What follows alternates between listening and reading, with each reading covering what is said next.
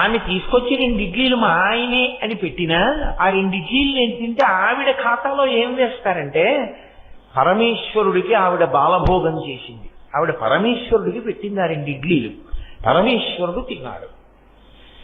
ఇప్పుడు నా వైపు నుంచి, పురుషుడి వైపు నుంచి ఈశ్వరుడికి ఏదైనా పెట్టడం అంత తేలికైన విషయం కాదు.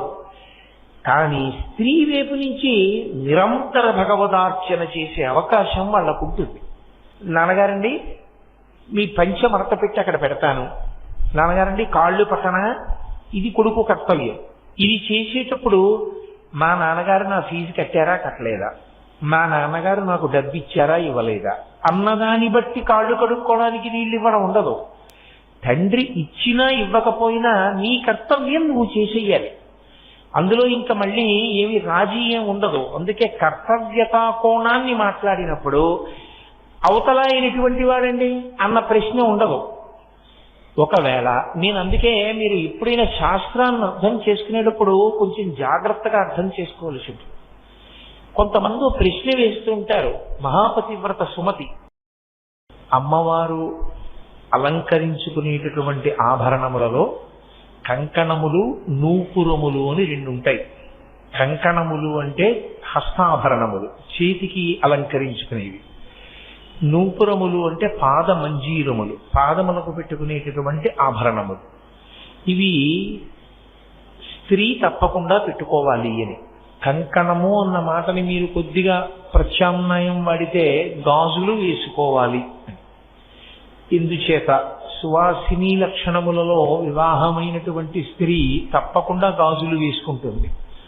గాజులు 5వ తనానికి సూచన. గాజుల చెయ్యి అంటారు. ఎందుకు చేతికి గాజులు వేసుకోవడం? అది ఆడదానికి ఒక్కదానికే ఉంది, కానీ ఆ నియమం పురుషుడికి లేదు. పురుషుడు గాజులు వేసుకోడు, స్త్రీ గాజులు వేసుకుంటుంది. అందున ప్రత్యేకించి వివాహం అయిపోయినటువంటి ఆడది తప్పకుండా గాజులు వేసుకోవాలి. దానికి ఏమైనా కారణం ఉందా, లేకపోతే ఉత్తిన ఏదో అలంకారంగా బాగుంటుంది చేతికి అని చెప్పి గాజులు వేసుకోమన్నారా అంటే దానికి ఒక కారణం ఉంది. ఏమి అంటే ఆమె 3కి అన్నం పెట్టవలసి ఉంటుంది గృహిణి. 1 భర్తకి, 2 బిడ్డలకి, 3 అతిథులకు. ఈ 3కి అన్నం పెడుతుంది. ఈ 3కి అన్నం పెట్టేటప్పుడు మొట్టమొదట ఎవరిది అంటే గొప్పతనం భర్త. భర్తకి అన్నం పెడుతుంది. భర్త పరమేశ్వర స్వరూపుడు. ఆయన గుణాన్ని పక్కన పెట్టండి, కాసేపు మంచివాడిని ఊహ చేసే మాట్లాడాలి తప్ప శాస్త్రం మాట్లాడేటప్పుడు ఆయన దుర్మార్గుడు అయి ఉంటాడన్న భావనతో మాట్లాడడం అసలు మంచిది కాదు. రెండవది, నీ కర్తవ్యం నువ్వు చేయడం గురించి మాట్లాడుతుంది తప్ప శాస్త్రం నీ కర్తవ్యం అవతల వారిని బట్టి చేయడం అన్నది ఉండదు. నీవు కొడుకుగా ఎలా నిలబడాలి అక్కడ వరకే. మా నాన్నగారు ఇలాంటి వారండి అందుకుని నేను ఏం చెయ్యాలి అన్న ప్రశ్న ఉండదు. నేనేం చెయ్యాలండి మా నాన్నగారికి అని ఉంటుందంతే. మా నాన్నగారు నన్ను సరిగ్గా చూడరండి, మా నాన్నగారు నేను చెప్పిన మాట వినరండి, మా నాన్నగారు డబ్బులు పిచ్చి ఎక్కువండి, నాకేమో ఏదో దానం చెయ్యాలని ఉంటుందండి, కానీ మా నాన్నగారు వద్దంటూ ఉంటారండి, నేనేం చెయ్యాలండి అని అడగకూడదు. మీ నాన్నగారి యొక్క శీలాన్ని పరిశీలించగలిగినటువంటి అధికారము నీకు లేదు కుమారుడిగా. ఎప్పుడు మాట్లాడినా శాస్త్రం కర్తవ్యతా కోణంలో మాట్లాడుతుంది. కర్తవ్యతా కోణము అంటే నీవు చెయ్యవలసినది ఏమి. నేను చేసేటప్పుడు భర్తగా నేను నా భార్యకి చెయ్యవలసిన కర్తవ్యం ఏదైనా ఉందనుకోండి, ఆమె ఎటువంటిది అన్నది విచారణ చేయకూడదు. నేను నా భార్యని రక్షించాలి, అది నా ప్రథమ ధర్మం. ఆమెని రక్షించాలి అన్నప్పుడు రక్షించడమే నా కర్తవ్యం తప్ప అదును చూసి ఆమె ఇబ్బందిలోకి వెళ్ళినప్పుడు మంచి పని అయింది దీనికని కడుపులో కక్ష పెట్టుకుని ఇందుకు నేను చేయలేకపోయానని తప్పించుకునే ప్రయత్నం చేయకూడదు.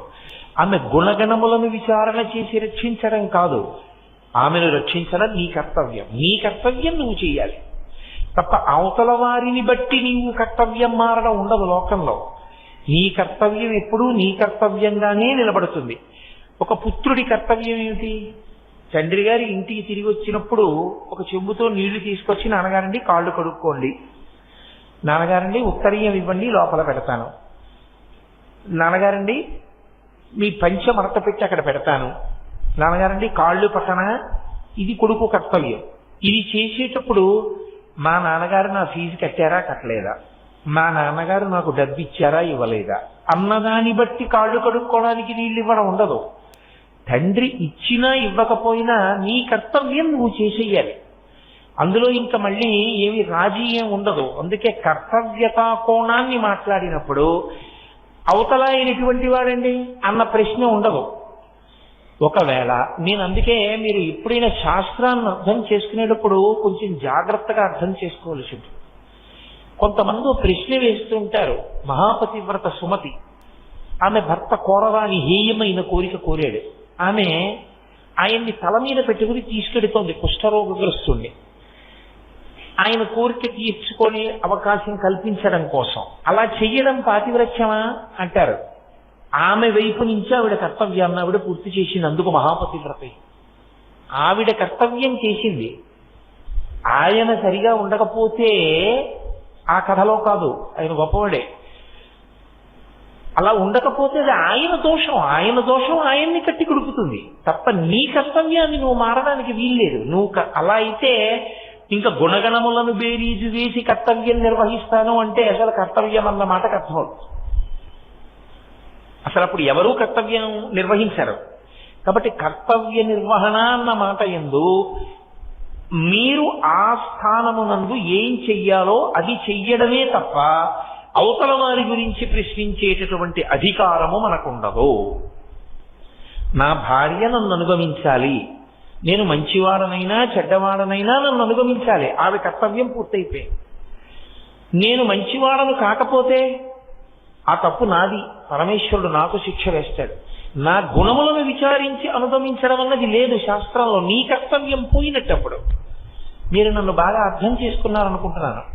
కాబట్టి ఆమె చేతికి గాజులు వేసుకుంటుంది. పెళ్ళయిన తర్వాత ప్రత్యేకించి వేసుకుంటారు. ఎందుకు వేసుకుంటారు అంటే ఆమె భర్తకి అన్నం పెట్టాలి, భర్తకి పలహారం పెట్టాలి. భర్తకి అన్నం పెట్టినప్పుడు అది సాక్షాత్ పరమేశ్వరుడికి పెట్టినట్టే.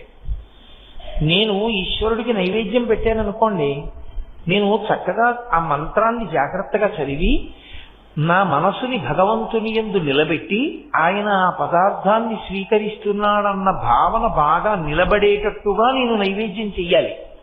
అదే నా భార్య నాకు తీసుకొచ్చి ఓ 2 ఇడ్లీలు పెట్టిందనుకోండి, ఆమె తీసుకొచ్చి 2 ఇడ్లీలు మా ఆయనే అని పెట్టినా ఆ 2 ఇడ్లీలు నేను తింటే ఆవిడ ఖాతాలో ఏం వేస్తారంటే పరమేశ్వరుడికి ఆవిడ బాలభోగం చేసింది, ఆవిడ పరమేశ్వరుడికి పెట్టింది ఆ 2 ఇడ్లీలు, పరమేశ్వరుడు తిన్నాడు. ఇప్పుడు నా వైపు నుంచి, పురుషుడి వైపు నుంచి ఈశ్వరుడికి ఏదైనా పెట్టడం అంత తేలికైన విషయం కాదు. కానీ స్త్రీ వైపు నుంచి నిరంతర భగవదార్చన చేసే అవకాశం వాళ్ళకు ఉంటుంది. పురుషుడు మీరు చూడండి, చేతికి ఉంగరం లేకుండా ఆచమనం చేయకూడదు, చేతికి ఉంగరం లేకుండా యజ్ఞయాగాది క్రతువులలో హవిస్సులు ఇవ్వకూడదు. అందుకే ఏదీ లేకపోతే ఉంగరం దర్భ ముడివేసి వేలుకి చుడతారు, పవిత్రం అంటారు. అది పెట్టుకుని చెయ్యాలి. అసలు ఉంగరం లేకుండా ఉండకూడదు. ఎందుకంటే ఉంగరం లేకుండా ఆచమనం చేస్తే నెత్తురు ఆచమనం చేసినట్టు. అందుకని పురుషుడు ఉంగరంతోనే ఉండాలి. ఆ ఉంగరం బంగారమే ఉండాలని ఏం లేదు, బంగారం ఉంటే చాలా మంచిది. ఎందుచేత అంటే బంగారము విలువైనదని కాదు అక్కడ అర్థం, బంగారము శివవీర్యం. ఆ కారణం చేత బంగారానికి కొంత పవిత్రత, కొంత విశేష శక్తి ఉంది. అందుకని బంగారం ధరిస్తారు. ఒకవేళ బంగారం లేకపోతే బెంగ పెట్టుకోమని చెప్పలేదు. ఇంచుమించుగా దానితో సమానమైనది రాగి, రాగి ఉంగరాన్ని పెట్టుకోవచ్చు, పెట్టుకుని ఆచమనం చేయాలి. ఆచమనం చేసేటప్పుడు పురుషుడికి ఉంగరం ఉండాలనేటటువంటిది ఎలా నిబంధనయో, స్త్రీకి వివాహానంతరము గాజులు వేసుకుని ఉండి తీరాలి. ఎందుకని అంటారేమో, నీవు వడ్డిస్తున్నది పరమేశ్వరుడికైనప్పుడు అంత గొప్ప భాగ్యం ఒకటి పరమేశ్వరుడు నీకు ఇచ్చాడు, ఇతరులకు లేదు. ఎంతకాలము నీవు జీవించి ఉన్నావో అంతకాలము నువ్వు పరమేశ్వరారాధన చెయ్యగలవు, పరమేశ్వరుడికి బాలభోగం చేయగలవు, పరమేశ్వరుడికి మహానైవేద్యం చెయ్యగలవు, పరమేశ్వరుడి కాళ్ళు పట్టగలవు. నేను పరమశివుడి కాళ్ళు పట్టాలి అని అనుకున్నాను అనుకోండి, నేను ధ్యానమునందు నా మనసు కదలకుండా నిలబెట్టి కాళ్ళు పట్టాలి. నా భార్య పరమేశ్వరుడి కాళ్ళు పట్టాలనుకుందనుకోండి, నేను పడుకునుండగా వచ్చి నా కాళ్ళు పడితే పరమశివుడి కాళ్ళు పట్టినట్టే ఆమె ఖాతాలో వేసేస్తారు. ధర్మశాస్త్రం అంతే. నేనేమి మీతో అబద్ధం మాట్లాడటం లేదు, నేను శాస్త్రమే మాట్లాడుతున్నాను. కాబట్టి ఇప్పుడు ఏమవుతుందంటే, ఒక ఆడదానిగా ఆమె ఏది చేస్తోందో భర్తకి అవన్నీ పరమేశ్వర సేవల కిందే తీసుకుంటారు. పరమేశ్వరునికి సేవ చేసేటప్పుడు మనసు కూడా అంత పవిత్రంగా, అంత ప్రేమతో నేను చేస్తున్నానని చెప్పడానికి ఉత్తి బోడి చేత్తో చెయ్యడం కుదరదు. కాబట్టి పురుషుడు పవిత్రం ఎలా పెట్టుకుంటాడో అలా స్త్రీ గాజులు వేసుకుని పెడుతుంది. ఆ చేతి గాజులు ఘల్ ఘల్ అంటుంటాయి వేస్తున్నప్పుడు. అది అలంకృతమైనటువంటి హస్తము. ఆ చేతికి ఒక మర్యాద. ఆ గాజులతో వడ్డిస్తోంది అంటే ఆమె పరమేశ్వరుడికి వడ్డించగలిగినటువంటి అదృష్టాన్ని పొందింది కాబట్టి, ఆ చెయ్యి అంత గొప్ప పని చెయ్యగలుగుతోంది కాబట్టి ఆ అదృష్ట సూచనగా గాజులతో వడ్డిస్తుంది. అది భర్త ఏ కారణం చేతనైనా శరీరం వదిలిపెట్టేసిన స్త్రీ అనుకోండి, ఆమె శరీరంతో ఉన్న ఆమెకు ఆ భాగ్యం ఆగిపోయింది. ఇక ఆమెకు ఆ భాగ్యం లేదు. ఆమె పరమేశ్వరుడికి బాలభోగం చేయలేదు. పరమేశ్వరుడికి ఆమె మహానైవేద్యం చెయ్యలేదు అంటే భర్త రూపంలో పెట్టలేదు, పరమేశ్వరుడికి కాళ్ళు పట్టినట్టు పట్టలేదు. కాబట్టి ఇప్పుడు ఆమె చేతికి ఆ అధికారం పోయింది, అదృష్టం పోయింది. ఇప్పుడు అలా చేసుకునే అవకాశం లేదు. కాబట్టి ఆమె గాజులు వేసుకోదు. గాజులు ఉన్నాయి అంటే ఒక సువాసిని వేసుకోకపోతే అదొక దారుణమైన విషయం. ఆమెకి తన చేతికి ఉన్న వైభవం ఏమిటో అర్థం కాలేదు. పరదేవత ఎంత గొప్పగా ఆమెని అనుగ్రహించిందో ఆ అనుగ్రహాన్ని ఆమె తెలుసుకోలేకపోయింది అని గుర్తు. అమ్మవారు ఏది చేస్తున్నా మీరు ఎప్పుడూ ఒకటి గుర్తుపెట్టుకోవాలి. శంకరాచార్యుల వారు ప్రత్యేకించి అమ్మవారి గురించి మాట్లాడేటప్పుడు మొట్టమొదట ఆయన దృష్టిలో పెట్టుకుని మాట్లాడేది ఏది అంటే, ఆమె చేసినదేదో అది లోకములకు ఆదర్శమవుతుంది ఆచారంగా. ఆ తల్లి మొట్టమొదటి ఇల్లాలు. మీతో నేను 1కి 10 మార్లు మనవి చేస్తున్నాను. వాళ్ళది ఆది కుటుంబం, మొట్టమొదటి కుటుంబం. ఆమెయే మొదటి ఇల్లాలు లోకంలో. అయినప్పుడు ఆమె ఏది చేస్తోందో అది లోకమునకు ఆచరణీయమవుతుంది, ఆదర్శమవుతుంది. కాబట్టి ఆ తల్లి భర్తని అనుగమిస్తోంది పతివ్రతగా అని చెప్పడానికి వేటిని ఆధారంగా తీసుకోవాలో, అన్యోన్యతకి ఏది ఉదాహరణగా నిలబడుతుందో దాన్ని శంకరాచార్యుల వారు ఆవిష్కరిస్తారు. అందుకని జనత్పణత్ కంకణ నూపురాయి, జనత్ అన్న శబ్దంతో కణత్ అన్న శబ్దంతో ఆమె కంకణములు నూపురములు ధ్వని చేస్తున్నాయి. ధ్వని చేస్తున్నాయి అన్న మాటకు అర్థం ఏంటి? ఎప్పుడు ధ్వని చేస్తాయి? ఇలా ఉండిపోయింది అనుకోండి ఆవిడ, అయితే ఇలా ఉండిపోయింది అనుకోండి, అప్పుడు ధ్వని చేయరు ఇంకా. ఎందుకంటే చెయ్యి కదలదు. చెయ్యి కదలకుండా ఇలా ఉండిపోతే ఏదో అభయముద్రో వరదముద్రో పట్టిందనుకోండి, అప్పుడు ఆ చెయ్యి కదలవలసిన అవసరం లేదు. కదలవలసిన అవసరం లేకపోతే అప్పుడు పరదేవతా స్వరూపంగా నిలబడినట్టు. అప్పుడు దాని వలన గాజులు కదులుతాయి, కంకణములు కదులుతాయి అని చెప్పి ఆవిష్కరించడం కుదరదు. కానీ ఆ తల్లి కంకణముల ధ్వని వినపడుతోంది అంటే ఏమిటి గుర్తు? ఆవిడ చెయ్యి కదులుతోంది. ఆవిడ చెయ్యి కదిలితే దేనికి కదులుతుండాలి? ఆవిడ చెయ్యి కదిలింది అంటే మీరు ఊహించడానికి అవసరం. ఒక ఇల్లాలుగా ఆవిడ ఏం చేస్తుంటుంది అంటే ఆమె భర్తకి అన్నం పెడుతుంది. భర్తకి అన్నం పెట్టడంలో అందరికన్నా అన్నం పెట్టడం చాలా కష్టం. ఎవరికో తెలుసా అండి? శివుడికి. ఎందుచేత అంటారేమో, ఆయన దగ్గర ఒక చమత్కారం ఉంది. ఆయన నాకు ఆకలిస్తోంది, ఇవాళ ఏం వండుతున్నావు అలా ఆయన ఏం అడగడు. ఆయన పెట్టేస్తే తినేస్తాడు. ఆయన వేళక ఆయన ఆకలి వేసే వేళటికి మీరు ఊహించండి, ఒక కుటుంబంగా ఊహించండి కాసేపు. పెట్టకపోతే ఆయన ఏమనడు, అదేటో ఇంకా వంట అవ్వలేదా అలా ఏమనడం. చక్కగా ఓ కపాలం పట్టుకుని పక్కింటి ముందుకు వెళ్ళి నిలబడి భవతి భిక్షాంది అంటాడు. అయ్యయ్యో అని పక్కింటి ఆవిడ చూసి, అయ్యో అన్నయ్య గారు అదేంటి రెండు అని ఆవిడ పెట్టేస్తుంది. పార్వతీదేవి గొప్పతనం ఎక్కడో తెలుసా? ఎన్నడూ పరమశివుడికి అన్నం తినడానికి ఆవిడ వలన ఇబ్బంది రాకుండా చూసుకుంటుంటుంది. శంకరాచార్యులు వారు దీన్ని సౌందర్యలహరిలో ఒక అద్భుతమైన శ్లోకంలో వర్ణించారు. రణీజిత్వా దైత్యానపహృత శరస్త్రై కవచిభి నివృత్యై చండాంశ త్రిపురహర నిర్మాల్య విముఖై అన్న శ్లోకంలో పరమశివుడు ఎంతగా భక్తికి వశుడవుతాడంటే, భర్తకి భార్యకి ఒక అనుబంధం ఉంటుంది. భర్త ఏ విస్తట్లో తింటాడో అందులో మిగిలినటువంటి పదార్థాన్ని తినే అధికారం స్వతసిద్ధంగా ఉన్నది ఎవరికి అంటే ఒక్క భార్యకే ఉంటుంది. ఉచ్ఛిష్టం అంటారు. కొంతమంది తెలియక ప్రసాదం అంటుంటారు, తప్పలా అనకూడదు. గురువుగారి ప్రసాదం అంటుంటారు కొంతమంది, తప్పు. గురువుగారి ప్రసాదం అన్న మాట ఎప్పుడు వాడతారంటే గురువుగారు శరీరం వదిలిస్తే వాడతారు. గురోచ్ఛిష్టం అంటే గురువు గారి తినగా మిగిలినది మీకు ఇచ్చారు అని. ఓ పళ్ళ రాశిలో గురువుగారు ఓ పండు తిని ఓ పండు మీకు ఇచ్చారనుకోండి, అప్పుడు ఓ 25 యాపిల్ పళ్ళల్లో ఆయన ఓ పండు తిని మిగిలిన 24 పళ్ళు శిష్యులకి ఇచ్చేస్తే గురువుగారి ప్రసాదం అనకూడదు. గురువుగారి శరీరం వదిలిపెట్టేసిన తర్వాత నైవేద్యం పెట్టి గురువుగారు ఆరాధన రోజున పెడితే అది గురుప్రసాదం. గురోచ్ఛిష్టం గురువుగారు తినగా మిగిలిన ఇంగిలి. 25 పళ్ళల్లో ఒకటి ఆయన తింటే మిగిలినవి ఇంగిలైనట్టు రాశి, అప్పుడు ఇచ్చారు. గురోచ్ఛిష్టం అన్నది. అలా భర్తృచ్ఛిష్టం పతి తినగా మిగిలినటువంటి పదార్థము, దీనిని తినడానికి అధికారం ఎవరిది అంటే ఏ ఇంటనైనా సరే అందులో భాగం ఎవరికి ఉండదు. అది స్వతసిద్ధంగా అధికారం ఎవరిదంటే ఒక్క ఆమెదే, ఒక్క భార్యకే చెందుతుంది. ఆవిడికి ఆ అధికారం ఉంటుంది. పైగా ఎంత అధికారం ఉంటుందంటే భర్త తిన్న పళ్ళెంలో ఆకులో కడగకుండా పదార్థాన్ని వడ్డించేసుకుంటారు. వడ్డించుకుని పదార్థాన్ని తినేస్తారు. అప్పుడు అది దేని కిందకు వస్తుందని అన్నారంటే ఈశ్వరుడు తిన్న పాత్రలో తిన్నట్లు.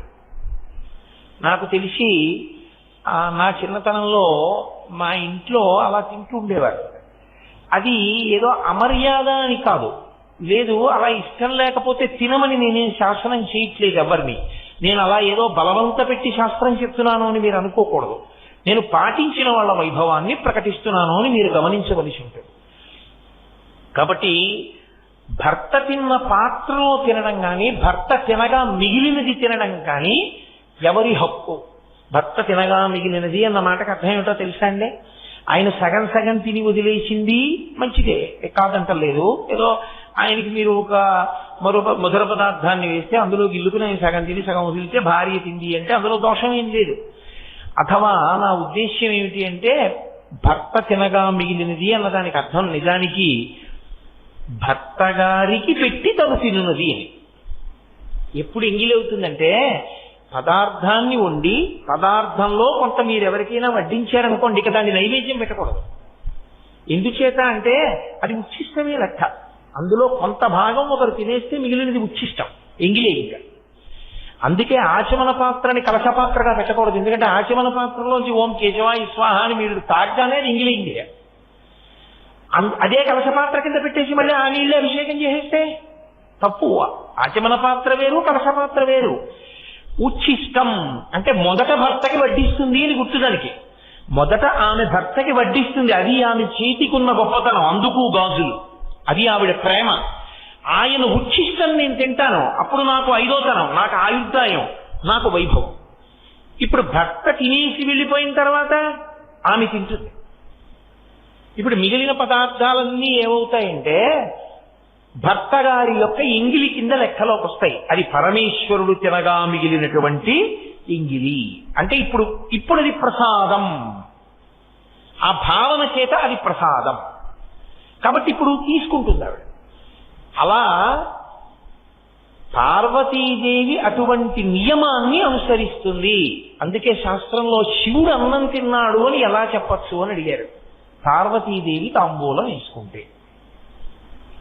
పార్వతీదేవి తాంబూలం ఎప్పుడు వేసుకుంటుంది? ఆవిడే భోజనం చేసి.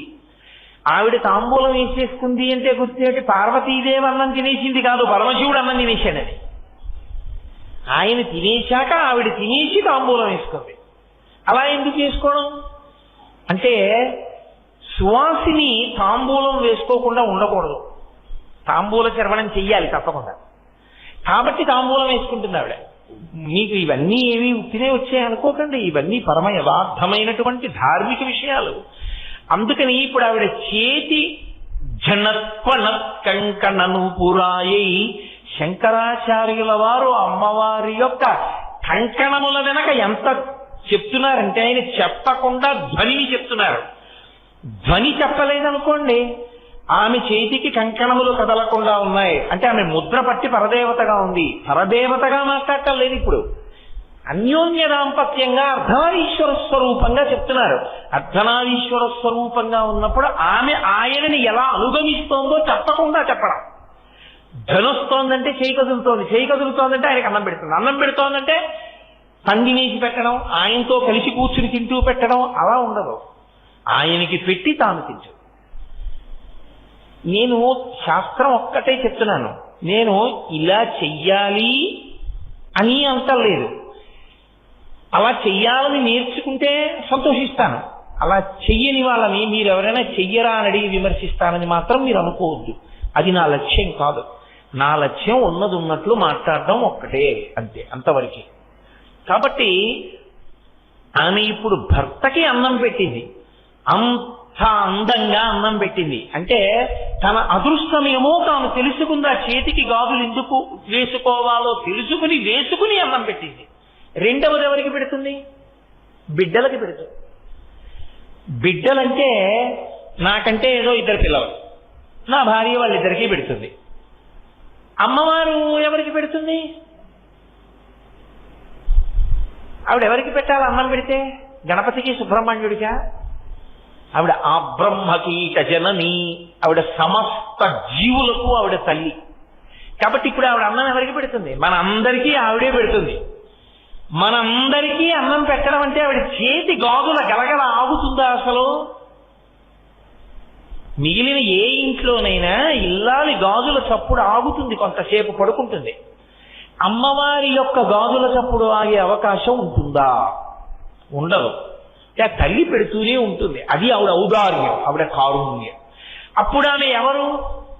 అన్నపూర్ణ. ఇది తెలుసుకోమని శంకరాచార్యుల వారి ఉద్దేశం. ఆమె కేవలము శివుని ఇల్లాలుగానే కాదు, నీకు తల్లిగా ఇప్పుడు అన్నపూర్ణ స్వరూపంగా నిలబడింది. అన్నపూర్ణ స్వరూపంగా ఇప్పుడు ఆవిడ ఏం చేస్తుంది? కరువు లేకుండా చూస్తుంది. మీరు దీన్ని చాలా జాగ్రత్తగా పట్టుకోలేదు. శంకరులు ఒక మాట అన్నారంటే లోపల చాలా నిగూఢమైనటువంటి భావం ఉంటుంది. కరువు వచ్చిందండి అన్నాను అనుకోండి, నేను ఆ ఊళ్ళో కరువు వచ్చిందండి అన్నాను. ఆ ఊళ్ళో కరువు వచ్చిందండి అంటే పత్తిక, బట్టక, జనుముక, నువ్వులుక, వేపాక్క అని అడుగుతారా? కరువు వచ్చిందండి అంటే తినడానికి లేదంటారా?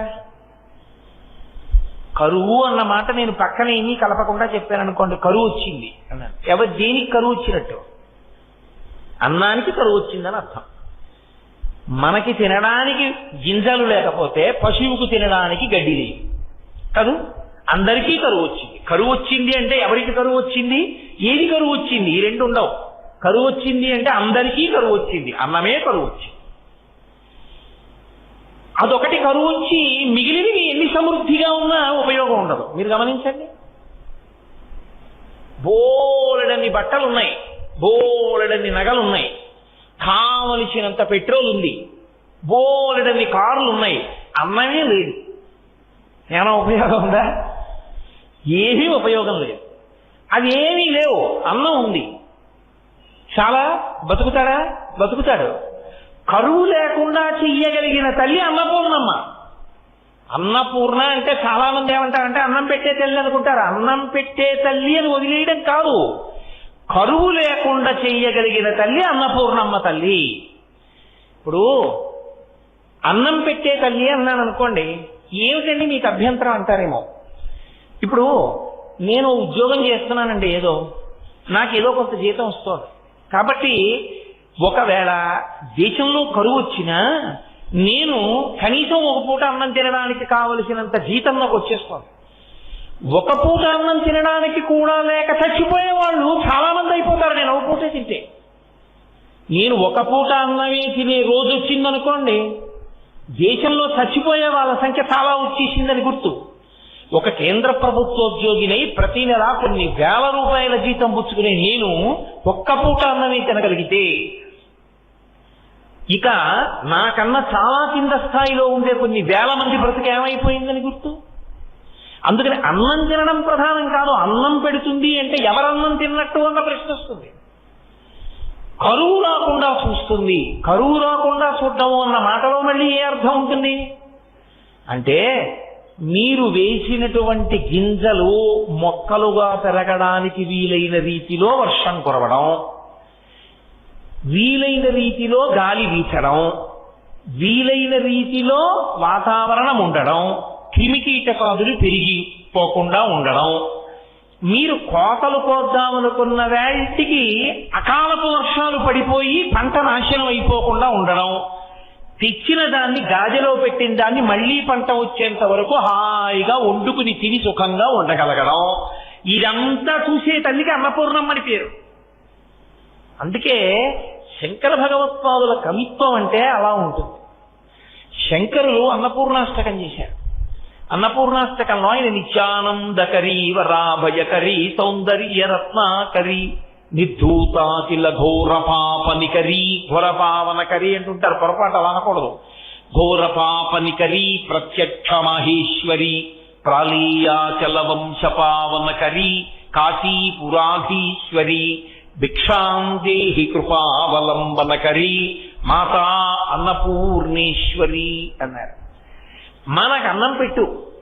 ఆయన ముందు అమ్మవారిని అనేక విశేషణాలతో పిలిచారు. నిత్యానందకరి, వరా అభయకరి అంటూ కొన్ని కొన్ని ముద్రలు అమ్మవారి వైభవం చెప్పి అమ్మ అన్నం పెట్టు మకుటంగా చెప్పారు.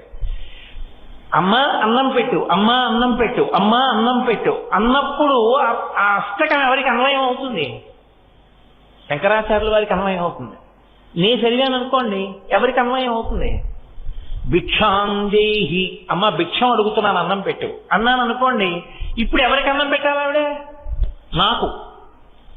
ఇలా ఎవడి మానాన వాడు అమ్మవారి దగ్గరికి వెళ్ళి అష్టకం చదివిన వాడు ఒక్కడే అన్నం పెట్టించుకుంటే మిగిలిన వాళ్ళ పరిస్థితి? నీ ఇంట నీ భార్య ఉంది, నీ ఇంట నీ బిడ్డలున్నారు, నీ ఇంట అన్నదమ్ములు ఉన్నారు, నీ ఇంట అక్క చెల్లెళ్ళు ఉన్నారు, వాళ్ళెవ్వరికీ లేదు, నువ్వు ఒక్కడివే తినగలవా? తినలేవుగా. ఏదైనా తింటే కలిసి తినాలందరూ కదూ. అందుకే శంకరులు అన్నారు, ఒక మాట అన్నారు, అది శంకరాచార్యుల వారి యొక్క విశాల హృదయము. అందుకే శంకరుల కవిత్వము వంటి కవిత్వము చేయగలిగిన వాడు లోకమునందు లేడు. ఆయన అన్నారు, మాతాచ పార్వతీదేవి పితాదేవో మహేశ్వర బాంధవాః శివభక్తాశ్చ స్వదేశో భువనత్రయం. శంకరులు సన్యాసి, బంధువులు ఎలా ఉంటారు ఆయనకి? అందుకే ఆయన అన్నారు, మాతాచ పార్వతీదేవి, మా అమ్మ పార్వతీదేవి, పితాదేవో మహేశ్వర, మా నాన్నగారు మహేశ్వరుడు పరమశివుడు, బాంధవాః శివభక్తాశ్చ, శివభక్తులందరూ, శివభక్తులు అంటే విష్ణు భక్తుల్ని వేరు చేశారని మీరు అనుకోకూడదు. శివ అన్న శబ్దం విష్ణు సహస్రంలో విష్ణువు కూడా ఉంది. బాంధవాః శివభక్తాశ్చ, నాకు బంధువులు ఉన్నారు, ఎవరో తెలుసా? భక్తులందరూ నా బంధువులే. స్వదేశో భువనత్రయం, ఈ మూడు లోకాలు నేను ఉండేటటువంటి ఇల్లు. ఇప్పుడు శంకరాచార్యుల వారికి అమ్మవారు అన్నం పెట్టాలంటే ఎవరెవరికి పెట్టాలో ఆయన అర్థం, వీళ్ళందరికీ కూడా పెట్టి నాకు పెట్టమ్మా, ఇది వారి ఔదార్యం. అంతే తప్ప అమ్మ నాకు ఒకరికే పెట్టానని అన్నపూర్ణాష్టకం చేయలేదు. అంటే అథవా శంకర భగవత్పాదుల ఉద్దేశ్యం ఏమిటి? కరువు లేకుండా ఉంచమ్మా నా జాతిని, కరువు లేకుండా ఉంచమ్మా నా ప్రజల్ని అని. అంత పరమోదారులై వారు అన్నపూర్ణాష్టకం చేశారు శంకర భగవత్పాదులు. నీవు కూడా అన్నపూర్ణాష్టకం చెయ్యకుండా, అన్నపూర్ణాష్టకంలో ఒక శ్లోకమైనా చెప్పకుండా అన్నం తినకూడదు. ఎందుకని? ఆ తల్లి అనుగ్రహం లోపించిందా పంట చేతికి రాదు, చేతికొచ్చినా నోట్లోకి వెళ్ళదు, నోట్లోకి వెళ్ళినా జీర్ణం కాదు, జీర్ణమైనా సరైన బుద్ధి పుట్టదు, బుద్ధి సరైనది పుట్టనప్పుడు నువ్వు ఎంత బలంగా ఉన్నా ఉపయోగం లేదు. నీకు మంచి బుద్ధి ఉన్నా శరీరంలో బలం లేనప్పుడు దేశానికి పనికిరావు. అన్నీ ఉండాలంటే ఆవిడ అనుగ్రహం ఉండాలి. అన్నము తిన్నది రక్తంగా మారి సప్తధాతువులుగా మారి 10 మందికి పనికొచ్చేలా నీ బ్రతుకు ఉండాలంటే అన్నపూర్ణమ్మ యొక్క అనుగ్రహం ఉండాలి. అందుకే ఆ అన్నపూర్ణ అన్న మాటకు అర్థం ఏమిటంటే కరువు లేకుండా చేయగలిగిన తల్లి. ఇప్పుడు అయ్యా ఆవిడ అలా చేస్తుందిరా, ఆవిడ దగ్గరికి వెడితే ఆవిడ పెడుతుంది, అలాగా పెట్టగలదు, ఆవిడ దగ్గరికి వెళ్ళు అన్నారు అనుకోండి. లోకంలో కొంతమందిలో ఒక ఆభిజాత్యం ఉంటుంది. ఏమిటండి బొత్తిగా ఆవిడ దగ్గరికి వెళ్ళి అలా అడగడం ఏంటండి, పెట్టించుకోవడం ఏంటండి, బాగుంటుందా? నేను అడిగితే ఇంకో మగాళ్ళని అడుగుతాను కాదండి, అలా ఆడవాళ్ళ దగ్గరికి వెళ్ళి అన్నం పెట్టని చేయి చాపి నేను అలా అడగనండి అంటాడు. ఉరే నువ్వే పాటి మగాడివి? మగాళ్ళని మొదటి మగాడిని నేనే లోకంలో, నేనే వెళ్ళి అడుగుతున్నాను చేయి చాపి మా ఆవిడ దగ్గర, నీకేం కష్టం? నాన్నగారే నిల్చున్నప్పుడు పిల్లలకి కష్టమా? ముందు ఆయనే వెళ్ళి నిల్చున్నాడు, అది బిచ్చోయి. ఆయన వెళ్ళి నిలబడితే అమ్మ ముందు ఆయనకి పెట్టింది. ఎందుకని? భర్తకి పెట్టి కదా బిడ్డలకి పెడుతుంది. అందుకని మొదట పెట్టింది ఆయనకి, తర్వాత పెట్టింది మనకి. ఆయనకి పెడుతున్న మూర్తి ఇంట్లో ఉందంటే మనకి తర్వాత పెట్టేస్తోందని గుర్తు. ఆయనకే పెడుతోందండి మాకు ఎప్పుడూ పెట్టదా అని అనకూడదు. అమ్మ ఆయనకి పెట్టింది అంటే తర్వాత మనకే పిలిచి పెట్టేస్తుంది. పైగా ఆయన మొదటి ముద్ద ఇలా నోట్లో పెట్టుకుంటే ఏమంటాడు? అరే పిల్లలు తిన్నారా? లేదు, మీరు తిన్నాక పెడతాను. ఇప్పుడు ఆయన గంట సేపు కబుర్లు చెప్తూ తింటాడా? పిల్లలు నకనకలు అంటున్నాడు, గబగబా తినేసేసి ఆ పిల్లలకి పెట్టేసి విస్తళ్ళేసే ఈలోగా వంటన చేసేస్తుండు. వాళ్ళకి వంటన చేసే లోపల నేను భోజనం అయిపోతుంది, తినండి. ఇప్పుడు అమ్మ పిల్లలు కలిసి తింటారు. మీరు ఒకటి గుర్తుపెట్టుకోండి, ఆయనకి పెడుతోంది అంటే అర్థం ఏమిటి? ఆ తర్వాత ఆవిడ మనతో కలిసి తింటుంది అని గుర్తు కాదు. అమ్మ భర్తకొకడికే ముందు పెడుతుంది, ఆ తర్వాత పిల్లలకి పెట్టి తన ఒక్కటి కూర్చోదు. పిల్లలకి పెట్టేటప్పుడు నలుగురు పిల్లల్ని చుట్టూ పెట్టుకుని తన మధ్యలో కూర్చుని ఇటువైపుకి తను కూర్చుని వాళ్ళకి పెడుతూ తను పెట్టుకుంటూ తను తింటూ, ఒరే ఇంకా కూర వేసుకోలేదరా బాగుందిరా అని చక్కగా తను తింటూ వాళ్ళకి పెడుతుందమ్మ. అంటే అన్నపూర్ణమ్మ మూర్తి ఇంట్లో ఉంది, అన్నపూర్ణమ్మకి నమస్కారం చేసి తినడం అలవాటైందంటే నీ ఇంట్లో నీతో పాటుగా ఎవరు తింటారని గుర్తు. ఆవిడ కూడా తింటుందని గుర్తు. ఆవిడ పెట్టి తింటుంది కాదు. అప్పుడు ఆవిడ చేతి గాజులు నీ ఇంట కదులుతాయి. నీ ఇంటి ఇల్లాలెవరుందో ఆవిడిలోకే ప్రవేశిస్తుంది ఆవిడ, గృహలక్ష్మి కాబట్టి. ఇప్పుడు ఆవిడ చేతి గాజుల గలగలలు పరదేవతా చేతి గాజుల గలగలలు కాబట్టి ఆ ఇంట అన్నానికి లోటు కాదు, ఆ ఇంట అన్నం దొరుకుతుంది. అందుకే ఎప్పుడెప్పుడు అమ్మవారు అన్నం పెట్టిందని చెప్పినా అమ్మవారి చేతుల గాజుల గలగలలు కూడా వెంటనే చెప్తారు, చెప్పకుండా విడిచిపెట్టరు. కాశీఖండంలో శ్రీనాథ మహాకవి ఒక అద్భుతమైనటువంటి పద్యాన్ని ఇచ్చారు. మహానుభావుడు అనుభవించాడు తత్వాన్ని. వ్యాస మహర్షి కాశీలో అన్నం దొరకలేదు. అన్నం దొరకలేదంటే దొరకక కాదు, కాశీపట్టణం ఒక్క దాంట్లోనే ఒక విచిత్రమైన ఆచారం ఉంది. మీరు ఎప్పుడైనా చూశారో లేదో, కాశీపట్టణంలో ఎవరి ఇంట్లోనైనా ఎవరైనా చనిపోయి శవం ఇంట్లో ఉన్నా సరే ఎవరైనా వచ్చి అన్నం అడిగితే పెట్టేస్తారు అక్కడ తప్ప, ఇంట్లో శవం ఉంది అన్నం పెట్టమన్న మాట లేని ఏకైక స్థలం కాశీపట్టణం. కాశీపట్టణంలో అన్నం దొరకకపోవడం అన్నది ఉండదు. కాశీలో ఎక్కడో అక్కడ మీకు అన్నం పెట్టేస్తారు ఎవరు. అది కాశీపట్టణానికి ఉన్న వైభవం అసలు. అందుకంటే అన్నపూర్ణ తిరుగుతుంది మధ్యాహ్న వేళ ఆవిడ. అటువంటి కాశికాపట్టణంలో పరమశివుడు నియమం విధించాడు, వ్యాసుడికి అన్నం దొరకకుండా చెయ్యి, చూస్తా ఎంత వైరాగ్యంతో నిలబడతాడో అన్నాడు. అన్నం దొరకకపోయేసరికి వ్యాసుడికి ఎక్కడ లేని కోపం వచ్చి కాశీపట్టణాన్ని శపించబోయాడు. శపించపోతే ఆవిడ గబగబా బయటికి వచ్చిందో, ఒక బ్రాహ్మణ ఇల్లాలు రూపంలో పైకొచ్చింది. పైకొచ్చి ఎందుకో అలా శపిస్తున్నావు, మా ఇంట్లో భోజనం చేయి అంది. మీరు కొంచెం జాగ్రత్తగా గమనించండి, ఆవిడ మామూలుగా ఇలా పిలిచి ఎందుకంటే అంత కోపం, రండి మా ఇంట్లో భోజనం పెడతాను అందనుకోండి, గాజులు ఏం పెద్ద గల్ గల్ గల్ గల్ అనవు. ఇలా అంటే ఏమంటాయి పెద్ద, మా ఇంట్లో భోజనం చేయండి అంటే ఏమనవు. కానీ ఆకలితో ఉన్నవాడిని చూసి ఆవిడ ఊరుకోదు. అందుకే శ్రీనాథుడి నోటి వెంట వచ్చిన పద్యం ఏం పడిందో తెలుసా అండి? ఆయన అన్నాడు, వేద పురాణ శాస్త్ర పదవీ నదవీయసి అయిన పెద్ద ముత్తైదువా, కాశికానగర హాటక పీఠ శిఖాధిరూఢ అయి ఆదిమశక్తి సంయమీవరా ఇటు రమ్మని హస్త సంజ్ఞాదరలీల చేసే రత్న కటకాభరణంబులు కల్లు కల్లనం అన్నాడు. ఇలా చేయబెట్టి రెండం లేదుట. ఆకలితో ఉన్నవాడిని చూస్తే అమ్మ మనసు కొట్టుకుపోయి, ఎవరావిడ? ఆ తల్లి వేద పురాణ శాస్త్ర పదవీ నదవీయసి అయిన పెద్ద ముత్తైదువా. ఆవిడ పెద్ద ముత్తైదువా. ఆవిడ ఐదోతనానికి లోటు రావడం అన్న మాటే లేదు లోకంలో.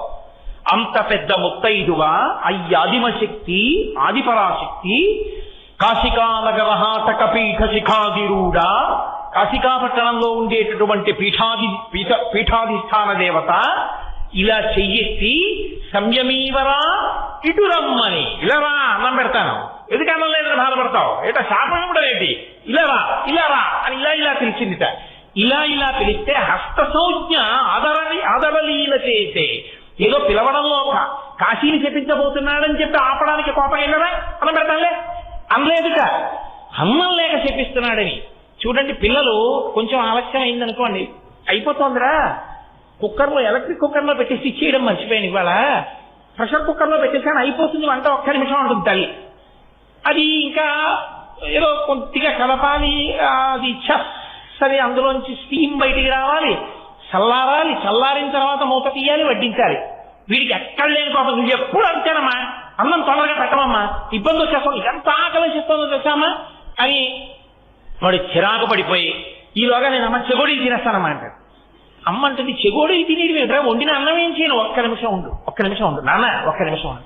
వాడు అంత దెబ్బలాడుతున్నా విచిత్రం ఏంటంటే, అయ్యో పిల్లాడికి వేళ పట్టున అన్నం పెట్టలేకపోయానని తన తప్పుతో కుంగిపోతుంది తప్ప, ఏమిట్రా ఒక్క రోజుకి లాగి లెంపగా ఏం కొట్టదమ్మా. పిల్లాడికి పాఠం అర్థం అవ్వకపోతే నా తప్పు వాడికి అర్థమయ్యేటట్టు చెప్పలేకపోయాననుకునే మాస్టర్ లేకపోవచ్చు. వేళకన్నం ఉండకపోతే బాధపడే కొడుకుని చూసి నాది తప్పని కుమిలిపోతుంది తప్ప కొడుకుని కొట్టదు తల్లి. పెట్టేస్తున్నాను నాన్న అంటుంది.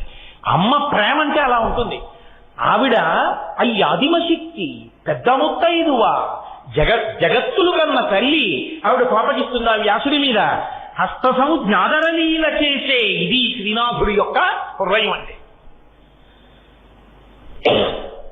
అత్యంత ఆదరంతో ఇలా పిలిచింది, హస్త సంజ్ఞాదరలీల చేసే, రా సంయమీవరా అంది. ఇలా అనేటప్పటికిట ఆ రత్న కటకాభరణంబులు గల్లు గల్లనన్, ఆవిడ చేతి గాజులు గల్లు గల్లు మన్నాయి. అంటే అన్నం పెట్టాలన్న తాపత్రయంలో పిలిచే అమ్మ పిలుపులో ఉండే ఆర్చి జగదంబ చేతి గాజుల సవ్వడిగా ఎలా ఉంటుందో శ్రీనాథుడు చూపించాడు. అది అమ్మవారి గాజుల చప్పుడంటే. అదే సామాన్యమైనటువంటి చప్పుడు కాదు. ఆ చప్పుడు భర్తృ శుశ్రూష. ఎప్పుడు ఆవిడ లక్ష్మీ స్వరూపిణిగా ఉన్నప్పుడు శ్రీ మహావిష్ణువు పాదములు ఒత్తుతుంది. ఆ పాదములు ఒత్తుతున్నప్పుడు ఆవిడ గాజుల చప్పుడు అవుతూ ఉంటుంది.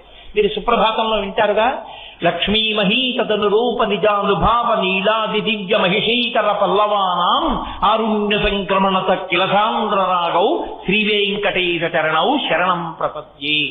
నేనైతే అంటాను, గురువు గారి పాదముల దగ్గర వంగి నమస్కరించినటువంటి తలా చేతులు ఉన్న పురుషుడు, భర్త కాళ్ళు ఒక్కసారి కూడా పట్టని భార్య, వీళ్ళిద్దరి జన్మ నిరర్థకం. పురుషుడిగా వాడికి గౌరవం ఎప్పుడంటే, గురువు గారి దగ్గర వంగి గురుపాదములకు నమస్కరించినప్పుడే అసలు ఆ శరీరానికి ఒక అందం, గౌరవం. స్త్రీకి అందం, గౌరవం ఎప్పుడంటే జన్మలో భర్త కాళ్ళు పట్టినప్పుడే. ఆ చేతులు ఈశ్వరుడు ఇచ్చినందుకు, ఆ చేతులకి గాజులు ఉన్నందుకు అందం. కాబట్టి లక్ష్మీదేవంతటిది గాజులు గల్లు గల్లు అనబడేటట్టుగా ఆమె భర్త యొక్క కాళ్ళు పడుతోంది. కాబట్టి ఆ తల్లి బిడ్డలకి అన్నం పెడుతోంది, ఆ తల్లి భర్తకి అన్నం పెడుతోంది. బిడ్డలకి అన్నం పెట్టడంలో కూడా మీకు ఒక విచిత్రం ఉంటుంది.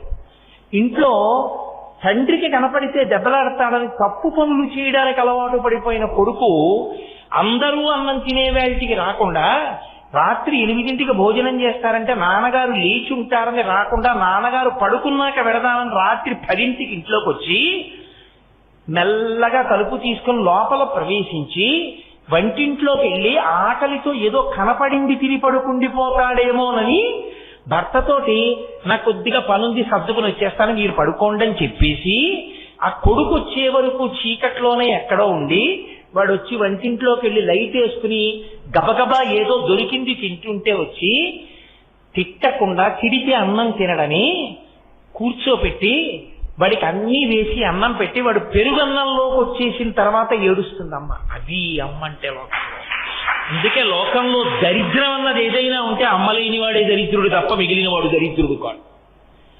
కాబట్టి అమ్మ అంటేనే అంత ప్రేమ.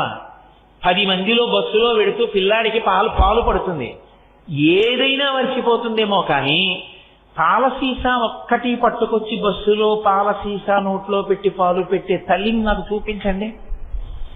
ఆ పాల సీసాకి ఒక రంగు గుడ్డ ఒకటి పైన గలీబు కింద కట్టేస్తుంది. ఎందుకని? అందులో ఎన్ని పాలున్నాయో చూస్తే పిల్లాడు తాగిన ఇన్ని పాలని ఎవరి కనురాపు తగులుతుందో అని ఓ గలీబు తొడిగి పాలు పట్టేస్తుంది తప్ప అందరికీ తెలిసేలా ఎన్ని పాలు తాగాడో తెలియకుండా చూసుకుంటుంది అది అమ్మ. నువ్వు ఏం చేశావని నీకు పట్టింది ఆ రోజున? ఆ అమ్మని అమ్మాని పిలిచి అమ్మకి నమస్కరించని బ్రతుకొక బ్రతుక. ఇక అమ్మకి కజ్జినం పెట్టని వాడు, అమ్మకి అన్నం పెట్టని వాడు, వీళ్ళిద్దరిని నమ్మి ఎలా స్నేహం చేస్తాను? అంత చేసిన తల్లినే చూడని వాడిని నేను నమ్మనా? వాడిని దగ్గర పెట్టుకోనా? వాడు నాకు చేస్తాడా? వాడు నా పక్కన సరిగా ఉంటాడని ఏం నమ్మకం? అందుకే ప్రపంచంలో ఎవరినైనా నమ్మచ్చు, కానీ అమ్మని చూడని వాడిని మాత్రం ఎప్పుడూ నమ్మకూడదు. వాడు కృతజ్ఞుడు, వాడికి నిష్కృతి లేదు ఇక జీవితంలో. అందుకే వాకాటి పాండురంగారావు గారు దిక్సూచి వ్యాసాలు రాస్తూ one who says thanks to his mother and wife is the biggest pool on the face of the earth అని రాశారు. తల్లికి భార్యకి థ్యాంక్స్ నువ్వేమిచ్చి చెప్తావు? ఎక్కడో పుట్టిన పిల్ల ఇంటి పేరు వదిలేసింది, వంశం వదిలేసింది, తల్లిదండ్రులను వదిలేసింది, తన వాళ్ళను వదిలేసింది, నిన్ను నమ్మి సముద్రాలు దాటి దేశాలు దాటి వెళ్ళిపోయి నీతో ఉండి నీ తేజస్సుని తను పుచ్చుకుని నీ ఇంటి పేరుతో కొడుకుని కంది. తన తండ్రి ఇంటి పేరు అనలేదు, తన తల్లి ఇంటి పేరు అనలేదు, మామగారికి మనవణ్ణి ఇచ్చానండి. అటువంటి భార్యకి నువ్వు ఏమి ఇచ్చి థ్యాంక్స్ చెప్తావు? అసలు ఆమెకి థ్యాంక్స్ అన్న మాట చెప్పడం కుదురుతుందా? కుదరదు. థ్యాంక్స్ అన్న మాట భార్య దగ్గర అన్నాడు అంటే వాడు అయోగ్యుడు. భార్యకి తల్లికి థ్యాంక్స్ చెప్పలేరు. నువ్వు స్త్రీ పక్షపాతివి అని అనుకోకండి, నేను శాస్త్రపక్షపాతిని, నేను ఉన్న యథార్థం మాట్లాడుతున్నాను. కాబట్టి ఆ తల్లి జగదంబ బిడ్డలకి అన్నం పెడుతుంది. ఆ తల్లి అబ్రహ్మకీట జనని, నాకు మీకు కాదు, చరాచర ప్రపంచంలో ఉన్న సమస్త ప్రాణులకు అన్నం పెడుతుంది. అందుకే మహానుభావుడు పేరాల భరతశర్మ గారు శారదానందలహరి చేస్తూ ఒక అద్భుతమైన మాట అన్నారు. గబుక్కుని అంటాను, అవి ఎప్పుడో చదివిన పుస్తకాలు గుర్తుందో లేదో తెలియదు ఆ పద్యం. ఆ ఒక్కడు ఎంగు ముఖంబులను మరొక్కడు ఆరుముగాలతోడని అక్కున పాలుప్రావా జగమంతయు బిడ్డలు కన్న తల్లి ఎక్కట నుండి చేపెదుకో ఇలబింబము చంద్రబింబము తక్కక నీ యురంబనను తల్పకయున్న అహర్నిశలు సతీ అంటారు. అందులో ఆయన అంటారు, అమ్మ నీకున్నవి 2 స్థనాలు. అమ్మవి కదా, అన్నం పెట్టడం అంటే పాలివ్వాలి. పాలివ్వడానికి నీ 2 పిల్లలు ముందు నీ కడుపున పుట్టిన వాళ్ళు తొడల మీద కూర్చున్నారు నీకు. ఒకడు 7 ముఖం వాడు, ఇంకొకడు 6 ముఖాల వాడు. వీళ్ళిద్దరూ తాగుతున్నారు 2 స్థానాలు. ఒక్కడు 8 ముఖం మూలను, వాడు ఆకలి తీరుతుందా? తాగుతుంటే జీర్ణమయ్యేది జీర్ణమైపోతుంది. ఇంకొకడు 6 ముఖాల వాడు, వాడు ఒక ముఖంతో తాగుతాడు, 2వ ముఖం పెడతాడు, 3వ ముఖం పెడతాడు, 4వ ముఖం పెడతాడు, 5వ ముఖం పెడతాడు, 6వ ముఖం పెడతాడు. 6వ ముఖానికి తృప్తి వచ్చేప్పుడు 1వ ముఖానికి ఆకలి మళ్ళీ తాగుతూ ఉంటాడు. ఇంకా మాకెప్పుడు అన్నం పెడతామమ్మా? ఒక్కడు 8 ముఖంబులను మరొక్కడు 6 ముఖాలతోడ జగమంతయు బిడ్డలు కన్న తల్లి నేడెక్కడ నుండి చేపెదకో, మాకెప్పుడు పెడతామమ్మా అన్నం అని పిల్లలు అంటారేమో. మేము మాత్రం పిల్లలం కామా అంటామేమోనని ఆవిడ ఏం చేసిందంటేట, ఇనబింబము చంద్రబింబము తక్కక నీ రంబలను దాల్చిన అహర్నిశంసతి. ఆవిడ సూర్యబింబాన్ని చంద్రబింబాన్ని రెండింటినీ తన స్థానంలో ఉంచుకుంది. సూర్యబింబం యొక్క కిరణముల చేత మనం ఆ ఆకులలో ఉండేటటువంటి ఆకుపచ్చటి పదార్థం తయారవుతుంది. అందులోంచి కాయలు పళ్ళు అన్నీ వస్తాయి. అలాగే దొరికాయి కదా అని అన్నీ తినేస్తే అజీర్తి పట్టుకుంటే చంద్రుడి చేత ప్రకాశించి ఔషధులు మనకి వైద్యానికి దొరుకుతాయి. అందుకని పిల్లలు ఎక్కువ తింటే వైద్యం చేయడానికి ఔషధుల్ని ప్రకాశింపజేయడానికి చంద్రుణ్ణి, అందరికీ అన్నం దొరకడం కోసం చెట్లు పంటలు పెరగడానికి సూర్యుణ్ణి, ఇద్దరినీ తన యొక్క స్థలములుగా పెట్టుకుని మన అందరికీ కూడా అమ్మే అన్నం పెడుతోందన్నారు పేరాల భరతశర్మ. కాబట్టి ఆ తల్లి బిడ్డలందరికీ అన్నం పెట్టే తల్లి. కాబట్టి ఎప్పుడు ఇలా పట్టుకుని ఉంటుంది. కేవలం అన్నం పెట్టడం కాదు, అమ్మా అని పిలిస్తే చాలట, కోరిక తీరుస్తుంది. అభయం అంట. అమ్మా అన్నాడు అనుకోండి, ఎంత నిర్భయత్వం! ఏమి తెలుసు పసిగుడ్డుకి? రైల్లో స్లీపర్ క్లాస్ లో వెళ్ళిపోతుంటాడు మంచి రోహిణీ కార్తీ. ఆ మిడిల్ బెర్త్ వాడు అప్పర్ బెర్త్ వాడు గాలి ఇట్లేదని కిటికీలు పైకెత్తేస్తారు. లోయర్ బర్త్ లో పడుకుంటుంది చంటి పిల్లాన్ని ఎట్టుకుని. వాడు ఇలా పొట్టలోకి దూరి దూరి దూరి దూరి పడుకుంటాడు. ఇట్నుంచి రైలు ఎడుతూ ఉంటుంది, అట్నుంచి రైలు పెద్ద కూట వేసుకుంటూ ఇలా వెళ్ళిపోతుంది. ఆ కోతకి రైలు చప్పుడికి గాఢ నిద్రలో ఉన్న పిల్లవాడు ఉలిక్కి పడతాడు. ఇంత నిద్రలో ఉన్న అమ్మ ఉలిక్కి పడిన ఆ పసిగుడ్డు మీద చెయ్యేసి ఇలా దగ్గరికి లాక్కుంటుంది. వాడికి ఏమర్థం అవుతుందో, అమ్మ కడుపు అమ్మ చెయ్యి తగలగానే వాడు నిర్భయత్వాన్ని పొంది మళ్ళీ నిద్రపోతాడు. అమ్మ చేతికి, అమ్మ కడుపుకి, అమ్మ ఒంటికి అంత శక్తి. అమ్మ అంటేనే రాశీభూతమైన నిర్భయత్వం. అమ్మ చెయ్యి తగిలితే అంత సంతోషం కలుగుతుంది. అటువంటి అమ్మ, ఆ తల్లి జగజ్జనని. అటువంటి తల్లి అమ్మా అని నిజంగా ఆర్తితో వెళ్ళి అడిగిన వాడు ఎవడి కోరిక తీర్చరు, అది వైదికమైతే ధార్మికమైతే. అందుకనిట కోరిక తీర్చడానికి ఆయుధ రూపంలో పెడుతుంది. తినరా కొడకా, ఉభౌ సర్వీ కుంభౌ మణిగణక సంభావిత గుణౌ తథానా పాణిభ్యామృతరస వృష్టాన్న కలితౌ కళాఢ్యా కళ్యాణీ కలిత సదనా శ్రీ గిరతి విరసస్యతౌ భ్రమర్యం భారతీతు మదిష్టార్థ విభవం అంటారు. రచయితు మదిష్టార్థ విభవం, నా యొక్క కోరిక తీర్చడానికి ఆమె బంగారు పాత్ర చేతిలో పట్టుకుని మణిగడగసితమైన చెడ్డు పట్టుకుని పాయస రూపంలో వడ్డించి కోరిక తీరుస్తుంది. కాబట్టి ఆ తల్లి కామాక్షి, ఆవిడ ఏమి తీర్చలేదు కాబట్టి ఆమె కోరికలు తీరుస్తుంది. ఇక అతిథులకు, అసలు ఆవిడికి అతిథి అన్నవాడెవరు? ఆవిడ దగ్గర తినని వాడెవరు? ఎవరు? ఎక్కడ ఏది తిన్నా మా అమ్మ పెట్టిన భిక్షే, కొత్తగా తినడానికి ఏం ఉండదు. కాదు, లౌకిక మర్యాద యందు ఆలోచించినప్పుడు అతిథికి ఔపోసన కూడా భర్త పోసుకోవడానికి వీలుగా ఏర్పాటు చేస్తుంది. కాశీఖండంలో వ్యాసుడికి అన్నం పెట్టినప్పుడు అలాగే ఏర్పాటు చేసింది ఆవిడ. అలాగే ఏర్పాటు చేసి అన్నం పెట్టింది. కాబట్టి భర్తకి ఫలితం ఇప్పుడు ఇంటికి వచ్చినటువంటి వాడు భోజనానికి వచ్చాడు, అందుకే మా ఇంట్లో భోజనానికి రండి అనరు. మా ఇంట్లో భోజనానికి రండి అని పిలవడం ఏదో మీ క్షుద్బాధ తీరడానికి కాస్త అన్నం పెడతాను రండి అని పిలవడం. అందుకే భోజనానికి రండి అనరు. అయ్యా మా ఇంట్లో దేవతార్చన చేతులుగాని రండి అంటారు. ఆయన వెళ్ళి కూర్చుంటే పదార్థములన్నీ వడ్డించి ఔపోసన వడ్డిస్తారు. ఆఖరణ చేతిలో హస్తోదకం అని వేస్తారు. హస్తోదకం వేసినప్పుడు చేతిలో వేసి వదలరు, ఓ మాట చెప్తారు. ఆయన చక్కగా ఎంతో శివభక్తుడు, పరమేశ్వరుడు అంటే ఎంతో ప్రీతి ఉన్నవాడు, అగ్ని విష్ణుద్వేషికాడు. ఆయన దగ్గరికి వెళ్లి హస్తోదకం వేసి విశ్వనాథ స్వరూపాయ బ్రాహ్మణాయ తుభ్యం నమః, విశ్వేశ్వరుడు నా ఇంటికి నీ రూపంలో వచ్చాడు అని హస్తోదకం వేస్తారు. హస్తోదకం ఒకటి వేస్తే ఆ చెయ్యి ఆయన ఇలా పెట్టి హస్తోదకం పుచ్చుకున్నందుకు మళ్ళీ ఆ భోజనం అంతా ఆయన చేసినదంతా విశ్వనాథుడే చేసినట్టు.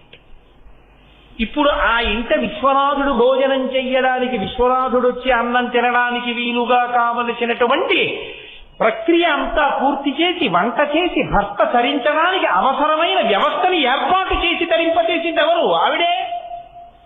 ఆవిడలా ఆవిడలా వండకపోతే నువ్వు ఔపోసన ఎక్కడ వడ్డిస్తావు? ఎలా నువ్వు తరిస్తావు? ఆవిడ వల్ల తరిస్తున్నావు నువ్వు. ఆవిడ అన్నం వండుతోంది కాబట్టి నువ్వు వచ్చిన అతిథికి పెట్టుకుని, అతిథి దేవో భవ, ఈశ్వరుడు అతిథిగా ఉంటాడు. అందుకే స్నాతకం చేస్తే పెళ్లిలో గురువు గారు పక్కన కూర్చుని చెప్తారు. అది పురోహితుడు చెప్పే మంత్రాలు కావు, నిజానికి గురువు గారు కూర్చుని చెప్పాలి. ఉదయ నాయన గృహస్థాశ్రమంలో పెడుతున్నావు, ఇప్పుడు నుంచి నువ్వేం తెలుసుకోవాలో తెలుసా? మాతృదేవో భవ, అమ్మకి నమస్కారం చేయి. పితృదేవో భవ, తండ్రికి నమస్కారం చేయి. ఆచార్య దేవో భవ, గురువుకి నమస్కారం చేస్తుండాలి. అతిథి దేవో భవ, గృహస్థాశ్రమంలో ఉన్న అతిథి వస్తాడు. అతిథి అంటే ఒక తిథి నాడు వచ్చి రెండో తిథికి ఉండకుండా వెళ్ళిపోతాడు. ద్వాదశి నాడు వచ్చాడు, త్రయోదశి నాడు ఉండడు, వెళ్ళిపోతాడు. ఆయనకి అన్నం పెట్టాలి. అన్నం పెట్టడంలో ఆమె వెనుకంజ వేయకూడదు, చక్కగా సంతోషంగా వండి పెట్టడానికి సిద్ధంగా ఉండాలి. కాబట్టి ఆవిడ అలా వండితే ఆయన ఔపోసన వడ్డించుకుంటాడు. దానివల్ల ఆయన తరిస్తాడు. ఆయన తరించడానికి అవకాశం ఇచ్చి ఆవిడ తరిస్తోంది. ఇది ఒక ఇల్లాలకు ఉండవలసినటువంటి లక్షణం. ఇది లేనినాడు దాపరికం ఒకటే మిగులుతుంది, పట్టుకెళ్ళేది ఏముంటుంది? దాచావు, ఏమైనా పట్టుకెళ్ళేది ఉందా? ఏది ఉండదు. ఆమె ధర్మము లేక దాచి దాచి తుదకు దొంగల చిత్తురో దొరలకవును, తేనె జుంటీగలియవా తిరువరులకు, భూషణ వికాస శ్రీధర్మ పురనివాస, దుష్ట సంహార నరసింహ దురిత దూర. ఉన్నదంతా పెట్టేమని శాస్త్రం చెప్పలేదు. ఈ జన్మతో నీ శరీరం వెళ్ళిపోవడం అన్నది లేదుగా, ఇక జన్మ లేదన్న నమ్మకం ఏం లేదుగా. వచ్చే జన్మ ఉంటుందిగా, అప్పుడు భార్యాబిడ్డలు ఉంటారుగా, అప్పుడు ఆకలి ఉంటుందిగా, అప్పుడు ఆకలితో వెళ్ళి ఇలా అడిగి తినవలసిన అవసరం లేకుండా నువ్వు తిని పెట్టగలిగిన చెయ్య అవ్వాలి అంటే, ఒకరికి పెట్టి తినగలిగిన చెయ్యి అవ్వాలంటే ఇప్పుడు పెడితే కదూ అప్పుడు పెట్టి తినగలవు. ఇప్పుడు పెట్టని చెయ్య అప్పుడు కాచే చెయ్యి అవుతుంది తప్ప పెట్టగలిగిన చెయ్యి ఎలా అవుతుంది? అందుకు కదూ కనకధారా స్తోత్రం వచ్చింది. బ్రాహ్మణి శంకర భగవత్పాదులు బ్రహ్మచారిగా ఇంటి ముందుకొస్తే కాస్త పట్టుకెళ్లి పదార్థం ఆయన యొక్క చేతిలో పెట్టలేకపోయింది. లక్ష్మీదేవిని ప్రార్థన చేశారు శంకరాచార్యులు వారు. ఆవిడంది, శంకర నీకు ఇస్తాను, ఆవిడికి ఇవ్వను. ఎందుకో తెలుసా? గత జన్మలలో ఇలా పెట్టింది లేదు. ఇలా పెట్టింది లేని వ్యక్తికి నేను ఏమని ఇవ్వను, ఏ పుణ్యం అడ్డు పెట్టి ఇవ్వను చెప్పు, కాబట్టి ఇవ్వలేను అంటే.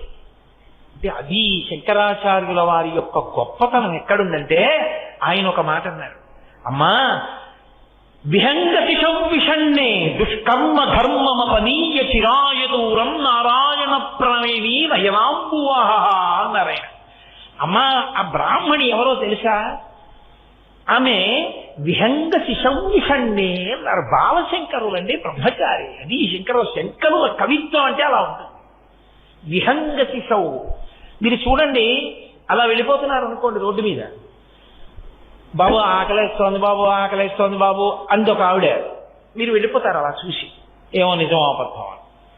ఆవిడ బాబు ఆకలి బాబు ఆకలి అంటుంటే ఓ చిన్న పిల్ల, ఓ 4 ఏళ్ళో 3 ఏళ్ళో ఉన్న పిల్ల, అమ్మా ఆకలి చేస్తోందమ్మా, నిలబడలేకపోతున్నానమ్మా, ప్రేగులు మండిపోతున్నాయమ్మా, అమ్మా ఎలా పెట్టమ్మా, ఆవిడ్ని ఇలా కొట్టేస్తోంది అనుకోండి, మీరు వెళ్ళిపోగలరా? మీరు వెళ్ళిపోలేరు. తల్లికి లేకపోతే ఆగగలరు, పిల్లకి తల్లిని పెట్టమని ఏడుస్తుంటే మీరు కదలలేరు. అందున అన్నిటికన్నా లోకంలో ఆకలి ఎక్కువ ఉండేది ఎవరికంటే పక్షులకి. శంకరాచార్యులు వారు అన్నారు, నేను పెడితే ఆవిడ ఆకలి తీరదమ్మా, నువ్వు నాకు ఇచ్చి నేను ఇస్తే. పక్షి పిల్ల లాంటిదమ్మా ఈ బ్రాహ్మణి, ఆకలితో ఉంది. పక్షి ఒక మనుష్యుని యొక్క సంతానం, ఒక చిన్నపిల్ల ఆకలితో ఉంటే వెళ్ళలేమే మనుష్యులం మేము. పక్షి పిల్ల ఆకలితో కొట్టుకుంటుంటే పాప ఏమీ పెట్టింది లేదు నేను ఇవ్వనంటావా? ఎలా అంటావమ్మా? ఒకవేళ నిజంగా ఆవిడ పెట్టింది లేదు, ఆవిడ చేసిన దుష్కర్మలన్నింటినీ కొట్టాదన్నారయ్యమ్మా నీ అనుగ్రహంతో, నీ కంటి చూపుతో కొట్టేయి. పుణ్యం లేదంటానే నా చేతిలో ఎండు ఉసిరికేసి నీ పుణ్యం చాలదా నువ్వు ఇవ్వాలనుకుంటే అన్నారు. అమ్మవారు పొంగిపోయి లక్ష్మీదేవి బంగారు ఉసిరికలు కురిపించేసి, ఇప్పటికీ ఆ పేద బ్రాహ్మణి కుటుంబంలో ఎక్కడ బంగారు ఉసిరికలు కురిశాయో, ఎక్కడ బంగారు ఉసిరికలు కురిసిన తరువాత వాళ్ళు పెద్ద ఐశ్వర్యవంతులయ్యారో, ఆ వంశం వాళ్ళు ఇప్పటికీ శంకరాచార్యుల వారు నిలబడి కనకధారా స్తోత్రం చేసిన ప్రదేశం ఇప్పటికీ ఉన్నాయి. వాళ్ళు జ్ఞాపకంగా కనకధార చేస్తే మాకు ఈ ఐశ్వర్యం వచ్చింది అని గుర్తు కోసమని వాళ్ళు ఇంటి ముందున్న పెద్ద గేటు మీద స్వర్ణతమనాయ్ అని బోర్డు పెట్టుకున్నారు. వెతుక్కుని నేను కేరళలో ఆ అగ్రహారానికి వెళ్ళాను. వెళ్ళి ఆ ఇల్లు చూసి ఆ ఇంటి ముందు నిలబడి ఎక్కడ కనకధార చేశారని చెప్పుకుంటామో అక్కడే నిలబడి కనకధార స్తోత్రం కూడా చేశాం. మా మోహన్ రావు గారు కూడా సభలోనే ఉన్నారు, ఆయన మేము అందరం కలిసే వెళ్ళాం. కాబట్టి ఏది నువ్వు ఇప్పుడు చేశావో అది నీకు ఉత్తర జన్మలో రక్షిస్తుంది. ఇప్పుడు పెట్టనిది నీకు రేపు ఎక్కడి నుంచి మళ్ళీ పెట్టగలిగిన అధికారాన్ని ఇస్తుంది. కాబట్టి భర్త పెట్టాలన్నా తాను పెట్టాలన్నా భార్య వండితే కదూ. అన్ని దానముల కన్నా అన్నదానము మిన్న. ఆకలితో ఉన్నవాడికి పట్టెడన్నం పెట్టడం గొప్ప. ఎప్పుడు భార్య సహకరిస్తే కదూ, పట్టెడన్నం వండితే కదూ. నేను కొన్ని ఇళ్లలో చూస్తుంటాను, సున్నితపు త్రాసుతో కొలిచి వండుకుంటారు. ఒకవేళ ఆ రోజున పులుసు నచ్చి భర్త ఇంకొంచెం అన్నం అడిగితే ఉండదు. అదేంటి అన్నం లేదా అంటే, రోజు డబ్బా సరిపోతుంది కదూ అంతే వండానంటారు. ఇంత మిగిలితే ఏమైంది అన్నారు అనుకోండి, ఎందుకు వేస్ట్? అదేంటి నువ్వు ఎందుకున్నావు గృహస్థాశ్రమంలో? ఎవరూ లేకపోతే భూతబలి బయటపడాయి, పక్షులు తింటాయి, కాకులు తింటాయి, కుక్క తింటుంది, పంది తింటుంది. నువ్వు అలా గిన్నెలో ఉన్న కరిమెతుకు నీకు సరిపోవడానికి మాత్రమే వండుకు తినడం అలవాటైతే వచ్చే జన్మలో ఒక మెతుకు నీకు పెట్టడం ఎలా కుదురుతుంది? కనీసం అడుగునున్నది తీసి పెట్టడానికి కూడా మిగల్చకపోతే ఒక గుప్పెడు. కాబట్టి నేర్పారు మనకి శంకరాచార్యులు వారు, నేర్పింది మనకి అన్నపూర్ణ. అమ్మ అన్నం పెట్టేటప్పుడు అయోగ్యుడని పెట్టదు, అయోగ్యుడి కోసమే ఎదురు చూసి పెడుతుంది. అయ్యో వీడు దారి తప్పిపోయాడు, నాన్నగారితో కలిసి తినలేదని రాత్రి మెలకువగా ఉండి వాడిని కూర్చోబెట్టుకుని అన్నం పెట్టి ఏడుస్తుంది. ఒరే నాన్నగారు బాధపడుతున్నారు, ఏమిట్రా నీ కర్మ, ఈ చీకట్లో వచ్చి అన్నం తింటాం, నాన్న ఇలా చేయకురా అని ఏడుస్తుంది తల్లి. అందుకే ఇప్పటికీ మీకు కేరళలో చిరుప్పన్నం అని ఒక క్షేత్రం, అక్కడ అన్నపూర్ణేశ్వరి అమ్మవారి యొక్క క్షేత్రం. ఆ క్షేత్రంలో ఏం చేస్తారంటే వచ్చిన వాళ్ళకి ఎవరికి అన్నం లేదనరు, అలా పెడతారు. అన్నం పెట్టేసి రాత్రి 10 అయిన తర్వాత ఒక బస్తాడు బియ్యం అన్నం వండుతారు, 100 కిలోల బియ్యాన్ని అన్నం వండుతారు. అన్నం వండి పొద్దున్న అందరికీ ఏం పెట్టారో అవన్నీ మళ్ళీ వండుతారు. వండి వేడిగా ఈ పదార్థాలు అన్నం పట్టుకెళ్ళి చీకట్లో గుడి వెనకాతల ఉన్న అరణ్యంలో పెట్టొచ్చేస్తారు. కొన్ని అరిటాకులు, మంచినీళ్లు అన్నీ పెట్టొచ్చేస్తారు. ఎందుకంటే అమ్మా వాడి కర్మ, దారి తప్పిపోయాడు, దొంగగా ఉన్నాడు, 10 మందిలో వచ్చి అన్నం తింటే పట్టుకుంటారు. అందుకని వాడు ఎక్కడో చీకట్లో బతుకుతున్నాడు, కానీ వాడికి అన్నం కావాలిగా, అమ్మ పెట్టకుండా ఎలా ఉంటుంది? అది అన్నపూర్ణమ్మ దేవాలయం అయినప్పుడు అందుకని అడవిలో పెట్టి వదిలేస్తారు, దొంగలు వచ్చి తినేడతారు అన్నం. అన్నపూర్ణమ్మ ప్రసాదానికి దొంగని కూడా దూరం చేయదు. అది విచిత్రం, అది ఆ అమ్మ వైభవం. కాబట్టి ఆవిడ భర్తకి పెడితే అలా పెడుతుంది, అతిథులకు పెడితే అలా పెడుతుంది, బిడ్డలకు పెడితే అలా పెడుతుంది. అందుకే అసలు ఇల్లు అన్న మాట ఎప్పుడంటే ఇల్లాలుంటే, ఇల్లాలు లేని ఇల్లే కాదు, అదో సత్రం, అదో గది, అదో మఠం అంతే. అందుకే శాస్త్రం అంది, నీ మొహం నువ్వు ఉంటే ఇల్లు అవ్వలేదు, ఆవిడుంటేనే నీకు ఇల్లు అయిందని. గృహిణి గృహముచ్యతే. గృహిణి ఇల్లాలు ఎక్కడుందో దాన్నే ఇల్లని పిలుస్తారు. ఆవిడ తిరుగుతుంటే ఆవిడ పట్టాల చప్పుడు వినపడి, ఆవిడ గాజుల చప్పుడు వినపడింది, అది ఐశ్వర్యం, అది ఇల్లు. తప్ప నీకు ఎన్నైనా ఉండొచ్చు, నువ్వు వెళ్ళేటప్పటికి ఆవిడొక్కత్తి లేకపోతే, ఆవిడొక్కత్తి కానీ వెళ్ళిపోతే అంటే నా ఉద్దేశం శరీరం వదిలిపెట్టేసినట్టయితే పురుషుడికి సంబంధించినంత వరకు అది ఇల్లు కాదు, అది గృహము కాదు. ఎప్పుడు గృహము అంటే గృహిణి ఉన్నంతసేపే. అందుకే అసలు పరమేశ్వరుడు ఆ స్త్రీ హృదయంలో ప్రవేశపెట్టినటువంటి ప్రేమ అటువంటి అది. అందుకే ఎంత గొప్పగా గౌరవించిందో తెలుసా అండి స్త్రీని శాస్త్రం. పురుషుడు ప్రణిపాతం చెయ్యాలి, నేల మీద పడి నమస్కారం చేయాలి, సాష్టాంగం చెయ్యాలి. అసలు ఆడదాన్ని సాష్టాంగం చెయ్యవద్దని చెప్పాడు. నువ్వు చెయ్యడానికి వీల్లేదు, చెయ్యద్దు. అది పరమేశ్వరుడే కానీ గురువే కానీ స్త్రీ సాష్టాంగం చేయడానికి వీల్లేదు. ఎందుచేత అంటే ఏ శరీరావయవములోంచి ఈ లోకమంతా సృష్టింపబడి బయటికి వస్తోందో, బయటికి వచ్చిన బిడ్డలు ఏ స్థనముల నుండి ఆహారమును స్వీకరిస్తున్నారో ఆ 2 అగౌరవింపబడి భూమిని తాకవలసిన అవసరం లేదు. అవి లేని నాడు సృష్టి లేదు. అందుకని మీరు సాష్టాంగం చెయ్యక్కర్లా, మోకాళ్ళ మీద మోచేతుల మీద నమస్కరిస్తే సాష్టాంగమే అని స్త్రీని గౌరవించింది శాస్త్రం. అంత వైభవోపేతమైనటువంటి సనాతన ధర్మము, అంత మర్యాద చూపించింది స్త్రీమూర్తి ఎందు. కాబట్టి సరే అలా చెప్తూ పెడితే ఏమవుతుంది? జనత్పనత్కంకణలు పురాయి, ఆ తల్లి యొక్క చేతులు చేతికి పెట్టుకున్న కంకణముల యొక్క చప్పుళ్ళు వినపడుతున్నాయి. ఆ ఒక్క చప్పుళ్ళ చాట్న శంకరాచార్యుల వారు ఎన్ని చప్పుళ్ళు దాచారో చూడండి. ఈ చప్పుళ్ళు అర్థమైతే ఏమవుతుంది? ఇళ్లలో అన్యోన్య దాంపత్యం గృహస్థాశ్రమం తరిస్తుంది. ఆ అందరూ ధరించాలని తాను ధరించిపోయిన శంకరాచార్యుల వారు మన గురించి నిరంతరంగా చేస్తున్న తప్పుడు అర్ధనారీశ్వర స్తోత్రం. ఆ అర్ధనారీశ్వర స్తోత్రం రాకుండా గృహస్థాశ్రమంలో ఉంటే అంతకన్నా అన్యాయమైన మాట ఇంకోటి లేదు లోకం. కాబట్టి జనత్వనత్కంకణను పురాయై, ఆ తల్లి చేతులకు గాజులు వేసుకుంది. ఆ తల్లి పాదములకు పాదములకు మంజీరములను ధరించి, నూపురములను ధరించింది. పాదములకు పెట్టుకున్నటువంటి నూపురములు అంటే మంజీరములు ఎందుకు ధరిస్తుంది అంటే, పాదములు శోభతో ఉంటాయి. ఎందుచేత అంటే ఆ పాదములు ప్రస్థానమును సూచిస్తాయి. నడిచేటటువంటి నడక, నడత రెండిటికి సూచనలు. నడక కాళ్ళతో నడుస్తాం, నడత లోపల భావాన్ని బట్టి నడుస్తుంది. ఎప్పుడు ఆయన గుడికి వెడతారండి, నడత. ఎప్పుడూ గుడికి వెళ్ళినట్టు తెలియడం నడక. లోపల భక్తి నడత. పైకి గుడికి వెడుతున్నట్లుగా ఆయన మనకి తెలియడం నడక.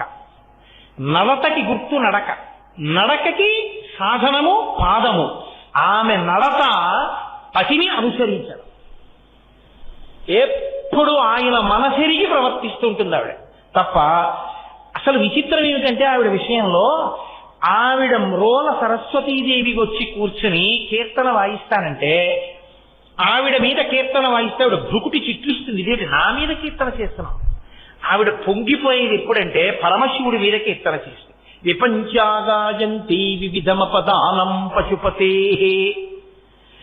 పశుపతే ఆ పరమశివుడి మీద కీర్తన చేస్తుంటే ఇలా ఇలా అంటుంది. చలిత శిరస సాధు వచన. ప్రవచనం వినేటప్పుడు బుర్ర ఇలా ఇలా కలపడం, ఇలా ఇలా అంటూ ఉండడం చేయకూడదు. సంగీతం వినేటప్పుడు స్తంభించిపోయి వినకూడదు. శ్రోతకి దేనికి ఉండే లక్షణం దానికి ఉండాలి. ప్రవచనం వినేటప్పుడు చక్కగా శ్రద్ధగా కూర్చుని వినాలి. సంగీతం వినేటప్పుడు అలా కూర్చున్నాం అనుకోండి, ఏమిటో వీళ్ళకి నచ్చిందో నచ్చలేదో అనుకుంటాడు. సంగీతం వినేటప్పుడు మీరు ఇలా ఇలా అంటున్నారు అనుకోండి, పాడేవాడికి ఉత్సాహం. ప్రవచనం చెప్పేటప్పుడు ఇలా ఇలా అంటున్నారు అనుకోండి, ఇంటికి అలా అంటున్నారు, వాళ్ళందరికీ నచ్చిందా అక్కడైతే తప్పు చెప్తున్నా అనుమానం వస్తుంది. అలా ఊగిపోకూడదు పావుల్లాగా ప్రవచనాల్లో, శ్రద్ధగా కూర్చుని ఉండాలంటే. కాబట్టి చలిత శిరస, శంకరాచార్యుల వారి కవిత్వం అంటే అలా ఉంటుంది. ఎక్కడ ఎలా ఉండాలో అలా ఉండడానికి ధర్మాన్ని చూపిస్తుంటారు ఆయన. అమ్మవారు అలా తల కదుపుతూ ఉంటుంది. కాబట్టి ఆవిడ ఎప్పుడూ శివుడి గురించి స్తోత్రాన్ని ఇష్టపడుతుంది, శివుణ్ణి అనుగమిస్తుంది, శివ వైభవాన్ని నిలబెడుతుంటుంది. అది ఆమె నడత. కాబట్టి ఆమె పాదములకు ఎప్పుడూ కూడా సువాసిని లక్షణములకు సంబంధించినటువంటి ఆభరణములు అలంకృతములై ఉంటాయి. ఆ పాదములు ఎప్పుడూ పసుపు రాసుకుని పారాణితో ఉంటాయి. ఆ పాదములకు ఎప్పుడూ మంజీరములు ఉంటాయి. ఆ మంజీరములకు మువ్వలు ఉంటాయి. మట్టెలు పెట్టుకుంటుంది తల్లి. మట్టెలు పెట్టుకుని ఆవిడ నడిచి వెడుతూ ఉంటే లలితా సహస్రనామ స్తోత్రంలో వ్యాస భగవానుడు అంటాడు, మరాళీ మందగమన. మరాళీ మందగమన అని రెండుగా విడదీయకూడదు. మరాళీ మందగమన. ఆమె ఆడహంస ఎంత మెల్లమెల్లగా నడుస్తుందో అంత అందంగా నడుస్తుంది. నడకలకి ప్రసిద్ధి వహించినది ఏది అంటే హంస. హంస నడిచేటప్పుడు అంత అందంగా నడుస్తుంది. ఆవిడ నడిస్తే ఏమవుతుందిట అంటే, పోతన గారు భాగవతం చేస్తూ రుక్మిణీ కళ్యాణంలో ఒక మాట అంటారు, పేర్వేల బొమ్మల పెండ్లిండ్లు చేయుచు అబలలతోడ బియ్యంబులుందు గుజ్జల గుళ్లను ఒక మరప్ప వండించి చెలులకు పెట్టించు చెలువ మెరసి రమణీయ మందిరా రామదేశములందు పువ్వు తీగలకును ప్రోవి పెట్టు సదమల మణిమయ సౌదభాగములందు లీలతో భర్మ డోలికల నూగు బాలికల తేరి బాలికల తోడ బంతునాడు హరికాకీర పంతికిని చదువు చెప్పు బర్హి సంఘంబులకు మురిపములు గలకు మందమరాళములకు చూపు మందగతులు అంటారు. మందమరాళములు అంటే ఆడహంస. హంసలుట రుక్మిణీదేవి నడుస్తుంటే ఆవిడ దగ్గర నడక నేర్చుకునేవి. అంత అందంగా నడక, ఆవిడ నడక అంత అందంగా ఉంటుంది. అందుకే గజగామిని అని ఒక పేరు. ఏనుగు నడుస్తున్నప్పుడు ఉండే అందం మీరు ఎప్పుడైనా పరిశీలించి చూశారో లేదో. అసలు ఏనుగు ఒక 6 నెలలు మాట్లాడచ్చు, అంత గొప్పది ఏనుగు. ఆ ఏనుగు నడక ఎంత అందంగా ఉంటుందంటే, ఉత్తమ జాతి స్త్రీ నడకని పోల్చాలి అంటే ఏనుగు నడకతోనే పోలుస్తారు. గజగామిని అంటారు, ఏనుగు నడిచినట్టు నడిచింది అంటారు. అంత అందమైన నడక ఏనుగుది.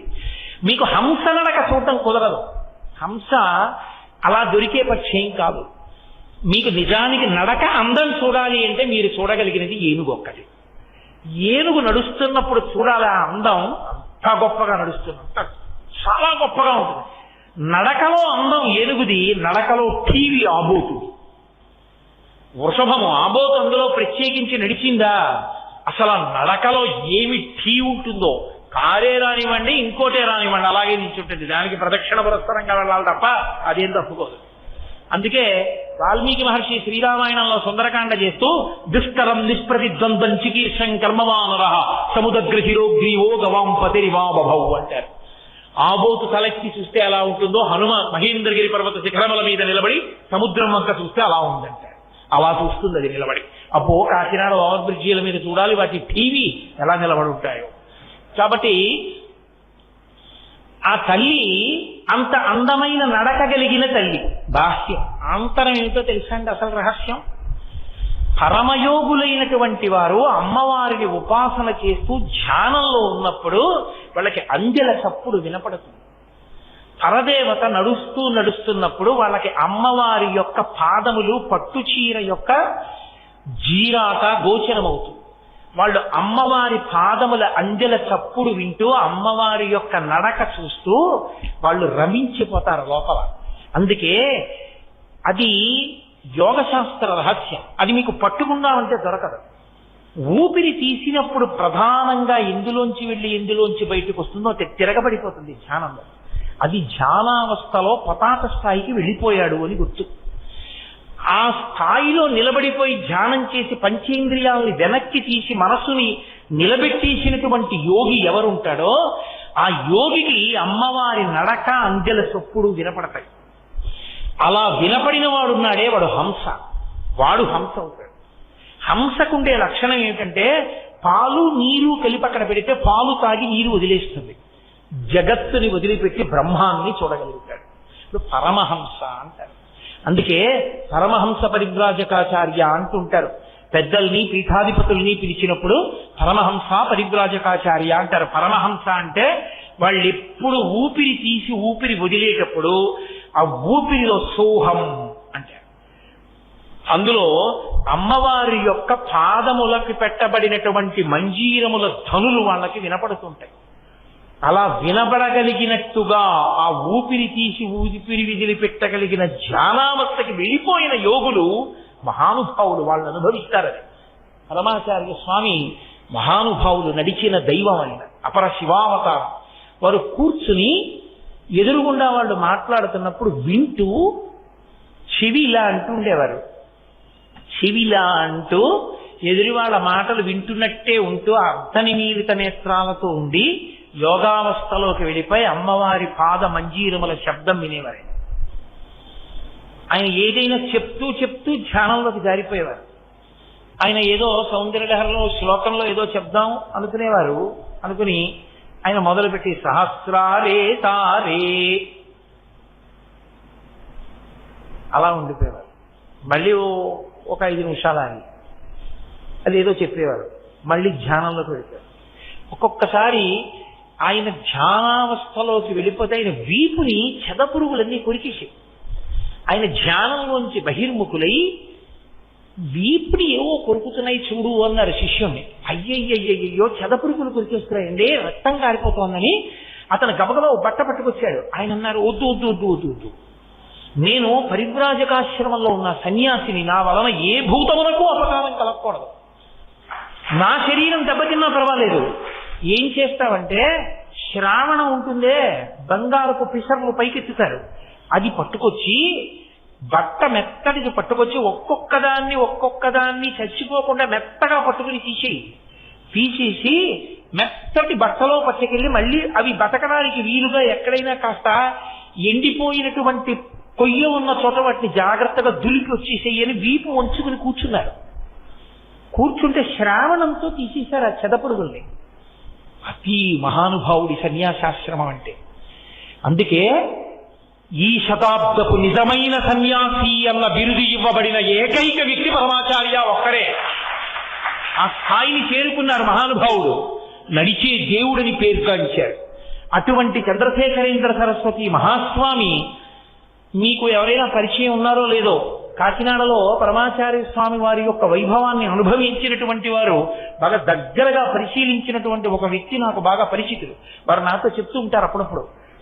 పల్లకీలోకి వెళ్ళి కూర్చుని ధ్యానంలోకి వెళ్ళిపోయంతే అమ్మవారి పద నూపురముల యొక్క శబ్దాన్ని వింటూ ఆ యోగ స్థితిలో అలా నిలబడిపోయి ఉండిపోయారు. అది ఆ స్థితిని పొందుతారు. అది వాళ్ళని అమ్మవారు హంసలకి నడక నేర్పగలిగిన నడక అన్న మాటకు అర్థం. అది మన పాదములు ఏం చేస్తాయంటే నడవడానికి పనికొస్తాయి. అమ్మవారి పాదములు కేవలం నడవడానికి పనికొస్తాయని మీరు అనుకోకూడదు. శంకరుల ఉద్దేశ్యం ఏమిటో తెలుసా? ఆవిడ కంకణమును చూడండి అన్నప్పుడు ఆవిడ మంజీరమును చూడండి అన్నప్పుడు ఆయన ఉద్దేశ్యం ఏమిటో తెలుసా? మంజీరము మీరు చూడాలి అంటే మంజీరము గురించి వినేటప్పుడు మీకు ఏది కనపడుతుంది? ఆవిడ పాదం కనపడుతుంది. ఆవిడ పాదం కనపడినప్పుడు ఏం కనపడుతుంది? ఆవిడ పాదం చక్కగా పసుపు రాసి పారాణి పెట్టి ఉంటుంది. నఖధీవితి సంచన్నన మజ్జన తమోగుణ, ఆవిడ వేలికున్న గోటి కాంతులను దర్శనం చేస్తే చాలు కొన్ని కోట్ల జన్మల అజ్ఞానం విరిగిపోతుంది. ఆవిడ పాద మంజీరముల శబ్దం మీకెప్పుడు వినపడుతుంది? ఆవిడ కదిలితే వినపడుతుంది. తాడేపల్లి రాఘవనారాయణ శాస్త్రి గారని ప్రతస్మరణీయులు, మహాపురుషులు. వారు ఒకనకొకప్పుడు పరమదరిద్రాన్ని అనుభవించారు. ఆయన ఏమీ లేదు ఇంట్లో తినడానికి, లలితా సహస్రం చేస్తూ కూర్చుండిపోయి మహానుభావుడు ఒక స్థితిలో స్పృహ తప్పి పడిపోయారు. స్పృహ తప్పి పడిపోతే అమ్మవారి పాద మంజీరముల ధ్వని వినపడుతుండగా వచ్చి లేపి కూర్చోబెట్టుకుని పాయసం పెట్టింది. ఆయన ఆ తర్వాత వెనక్కి తిరిగి చూడ. వారింట బాలాస్వరూపం తిరుగుతూ ఉండగా బాల మంజీర ధ్వనులు విన్న వాళ్ళు ఎందరో ఉన్నారు. ఇప్పటికీ ఆ ఇంటికి వెళ్ళి ఒక రోజంతా ఉన్నటువంటి కొంతమంది వ్యక్తులు నా దగ్గరికి వస్తుంటారు. మొన్ననే వచ్చారు కూడా ఒక ఆయన. పేర్లు చెప్పడం బాగుండదు సభాముఖంగా, నేను చెప్పట్లేదు. అలా అనుభవించారు మహానుభావులు, పరదేవతానుగ్రహాన్ని పొందారు. అమ్మవారి పాద మంజీరముల ధ్వని వినబడింది అంటే అంతటి మహాయోగి అని గుర్తు. ఊపిరిలో వింటారు వాళ్ళు. ఆ ఊపిరి తీసి విడిచిపెట్టడంలో అంత మెల్లనితనాన్ని పొందేసి అమ్మవారి మంజీర ధ్వనులు వినపడతాయి. ఆ పాదము కాని కనపడిందా, మంజీర ధ్వని వినబడిందా, వాడికి రక్షణ. మకైర్నాక స్త్రీణాం కరకమల సంకోచదిభి తరుణాం దివ్యానాం హసతి యుపతే చెంటి చరణౌ ఫలాని స్వస్యేభ్య కిసలయ కరగ్రేణ దత్తా దరిద్రేభ్యో భద్రాం శ్రీయమనిశమాస్నాయ దత్తౌ అంటారు శంకరులు సౌందర్యలహరిలో. ఎంత దరిద్రుడైనా ఎక్కడైనా అమ్మా అని పిలిస్తే చాలు ఆవిడ రక్షణ పొందుతాడు. స్వర్గలోకంలో ఉన్న దేవతలకు ఉండదు ఆ రక్షణ. అమ్మవారి పాదములను నమ్ముకున్న వాడికి ఆ రక్షణ ఉంటుంది. అటువంటి పాదములు, అటువంటి మంజీరములు. మూకశంకరులు అమ్మవారి పాదములను స్తోత్రం చేస్తూ ఒక అద్భుతమైన మాట అన్నారు. నేను ఇప్పుడో చదివినవి మూక పంచశతి అవి అసలు ఈ మధ్య నేను చూడనే కుదరట్టలేదు. జటాలా మంజీర స్ఫుట రుచి అంటారు. అందులో అమ్మవారి యొక్క పాదములకు జటలొచ్చినట్టుగా ఉంటాయిట. అంటే అమ్మవారికి జట ఉంటుంది, అది కాదుట. అమ్మవారి పాదములు ఒక్కటే ఒక మనిషి కింద చిత్రీకరించారాయన. అవిట ఎలా ఉంటాయంటేట జటాలా మంజీర స్ఫుటదరుణ నికటై. ఆ పాదములకు పెట్టబడినటువంటి మంజీరములలోంచి వచ్చేటటువంటి వివిధ రకములైన మణుల కాంతులు ప్రసరించడం వల్ల తపస్సు చేస్తున్న వ్యక్తికి జటలు కట్టేసి ఎర్రగా ఎలా వేలాడుతుంటాయో జటలు, అమ్మవారి పాదములు ఒక్కటే అలా ఉంటాయిట. మీరు మరోలా అనుకోకండి, మీకు బాగా అర్థం అవడానికి నేను చూపిస్తున్నాను. అందులో ఆయన అంటారు, అమ్మా నువ్వు నీ పాదములు ఎలా కూర్చుంటాయంటే తపస్సులో కూర్చున్నట్టుగా అవి ఆమె యొక్క గోళ్లంలోంచి నఖ రుచి జరి గంగపయస అంటారు. తపస్సు చేసే వ్యక్తి గంగానది ఒడ్డులో కూర్చుని తపస్సు చేస్తుంటే కింద నుంచి గంగ నీళ్లు వచ్చేసాయి అనుకోండి, ప్రవాహం వచ్చి బహిర్ముఖుడు అవడం. అలాగే గంగ నీళ్లలోనే అలాగే కూర్చుని తపస్సు చేసేస్తూ ఉంటాడు. ఎందుకంటే మనసు పైకి వెళ్ళదుగా, లోపల రమిస్తున్నాడు. గంగాజలాలు తగులుతూ వెళ్ళిపోతున్నాయి. కొద్దిగా ప్రవాహం పైకి వచ్చింది, ఆయనకి తెలియదు. అలాగే గంగాజలాలలో కూర్చుని తపస్సు చేస్తున్నట్లుగా నీ పాదములు కూడా తపస్సు చేస్తున్నాయమ్మా అన్నారు. ఆ తపస్సు చేసే వ్యక్తికి పైన జటలు కట్టి వేలాడతాయి. అలా నీ పాదములు కూడా గంగలో ఉన్నాయి. ఎలా ఉన్నాయో తెలుసా అన్నారు. మీకు అర్థం అవడానికే చూపిస్తున్నాను తప్ప నా ఉద్దేశ్యం ఇంకొకటి కాదు. అమ్మవారి పాదములుట ఇలా పెడితే ఆవిడ పాదములు ఎలా ఉంటాయంటేట ఇలా పెట్టినప్పుడు ఆవిడ ఆ గోళ్ల యొక్క కాంతులు గంగపయస, ఆ గోళ్ల కాంతులు తెల్లగా ఉంటాయి. గంగా నదీ జలాలు తెల్లగా ఉంటాయి. ఆ తెల్లటి కాంతులలో ఉన్న ఆమె పాదములు గంగా జలాలలో తపస్సు చేస్తున్న ఒక యోగిలా ఉంటాయి. దీనికి పెట్టబడినటువంటి మంజీరముల మణుల కాంతులు జటాలా మంజీర, ఆ జటలుగా ఎర్రటి జటలుగా కాంతులు వేలాడుతుంటాయిట. అలా ఉన్న నీ పాదములను దర్శనం చేస్తే ఏమవుతుందో తెలుసా అన్నారు మూకశంకరు. అమ్మ నీ పాదములు ఎందుకు తపస్సు చేస్తున్నాయో తెలుసా? లోకంలో మనుషులు తపస్సు చేస్తారు, నీ పాదములు ఎందుకు తపస్సు చేయడం అంటే పాదములు ఎందుకు తపస్సు చేస్తున్నాయంటేట ఎక్కడైనా ఎవరైనా నా భక్తులు అమ్మా అని పిలుస్తారేమో రక్షించాలని తపస్సులో పరమేశ్వరుణ్ణి చూసినట్టుగా అవి తపస్సమాధిలో ఉండి భక్తుల్ని చూస్తున్నాయిట. ఈ పాదములంత శక్తివంతములమ్మా అన్నారు మూకశంకరు పాదారవింద శతకం చేస్తూ. అమ్మ పాదములు, అమ్మ మంజీరములంటే అంత శక్తివంతములు. కాబట్టి నేను ఎంతని మీతో మనవి చేయగలను. అలా మనవి చేస్తూ వెడితే 7 రోజులు ఒక లెక్క. అది సరిపోతుందా? అసలు అమ్మవారి యొక్క జనప్పణ కంకణను పురాయి పదాబ్జరాజత్ఫణిరాజితాయ. శంకర భగవత్పాదులు అంటారు, ఇప్పటిదాకా అమ్మవారి చేతులకు అమ్మవారి పాదములకు పెట్టబడినటువంటి ఆభరణముల గురించి మాట్లాడారు. ఇప్పుడు దేని గురించి మాట్లాడుతున్నారంటే పరమశివుని యొక్క ఆభరణములు మాట్లాడుతున్నారు. పరమశివుని యొక్క పాదములకు పెట్టబడిన ఆభరణములు ఏమున్నాయిట ఆయన పాదములకు? పదాబ్జరాజత్ఫణిరాజితాయ. ఆ అయ్యవారి పాదాలకి పాము చుట్టుకుని ఉంది. అది కూడా పాములు కాదు. పదాబ్జరాజత్ఫణిభూషితాయ. ఫణిరాజు అంటే పాములలో రాజు ఎవరుంటారో అటువంటి రాజు, ఆ పాముల రాజు చుట్టుకుని ఉన్నాడు. ఇందుకలా పామును చుట్టుకోవడం ఏంటి? ఆవిడ చక్కగా మంజీరములు పెట్టుకుంది, చక్కగా చేతులకి కంకణములు వేసుకుంది. ఆ ధ్వని, ఆ పాదాలు, ఆ పసుపు, ఆ పారాణి, ఆ బొట్టు నిజంగా ఎంత వైభవోపేతంగా ఉంది. పాదానికి పాము ఉండడం ఏంటి? పామును చుట్టుకోవడం ఏంటి అని అర్థం ఉందా? మనకి తెలియకపోతే గబుక్కుని ఏమనేస్తామంటే, ఏమిటోనండి అమ్మవారి వైభవం వేరు, ఈయనేమిటండి ఈయన ఎలా దొరికాడండి ఆవిడికి అనేస్తాం. కానీ ఆయన ఎంతటి మహానుభావుడో చెప్పడమే శంకరాచార్యుల వారి ప్రజ్ఞ.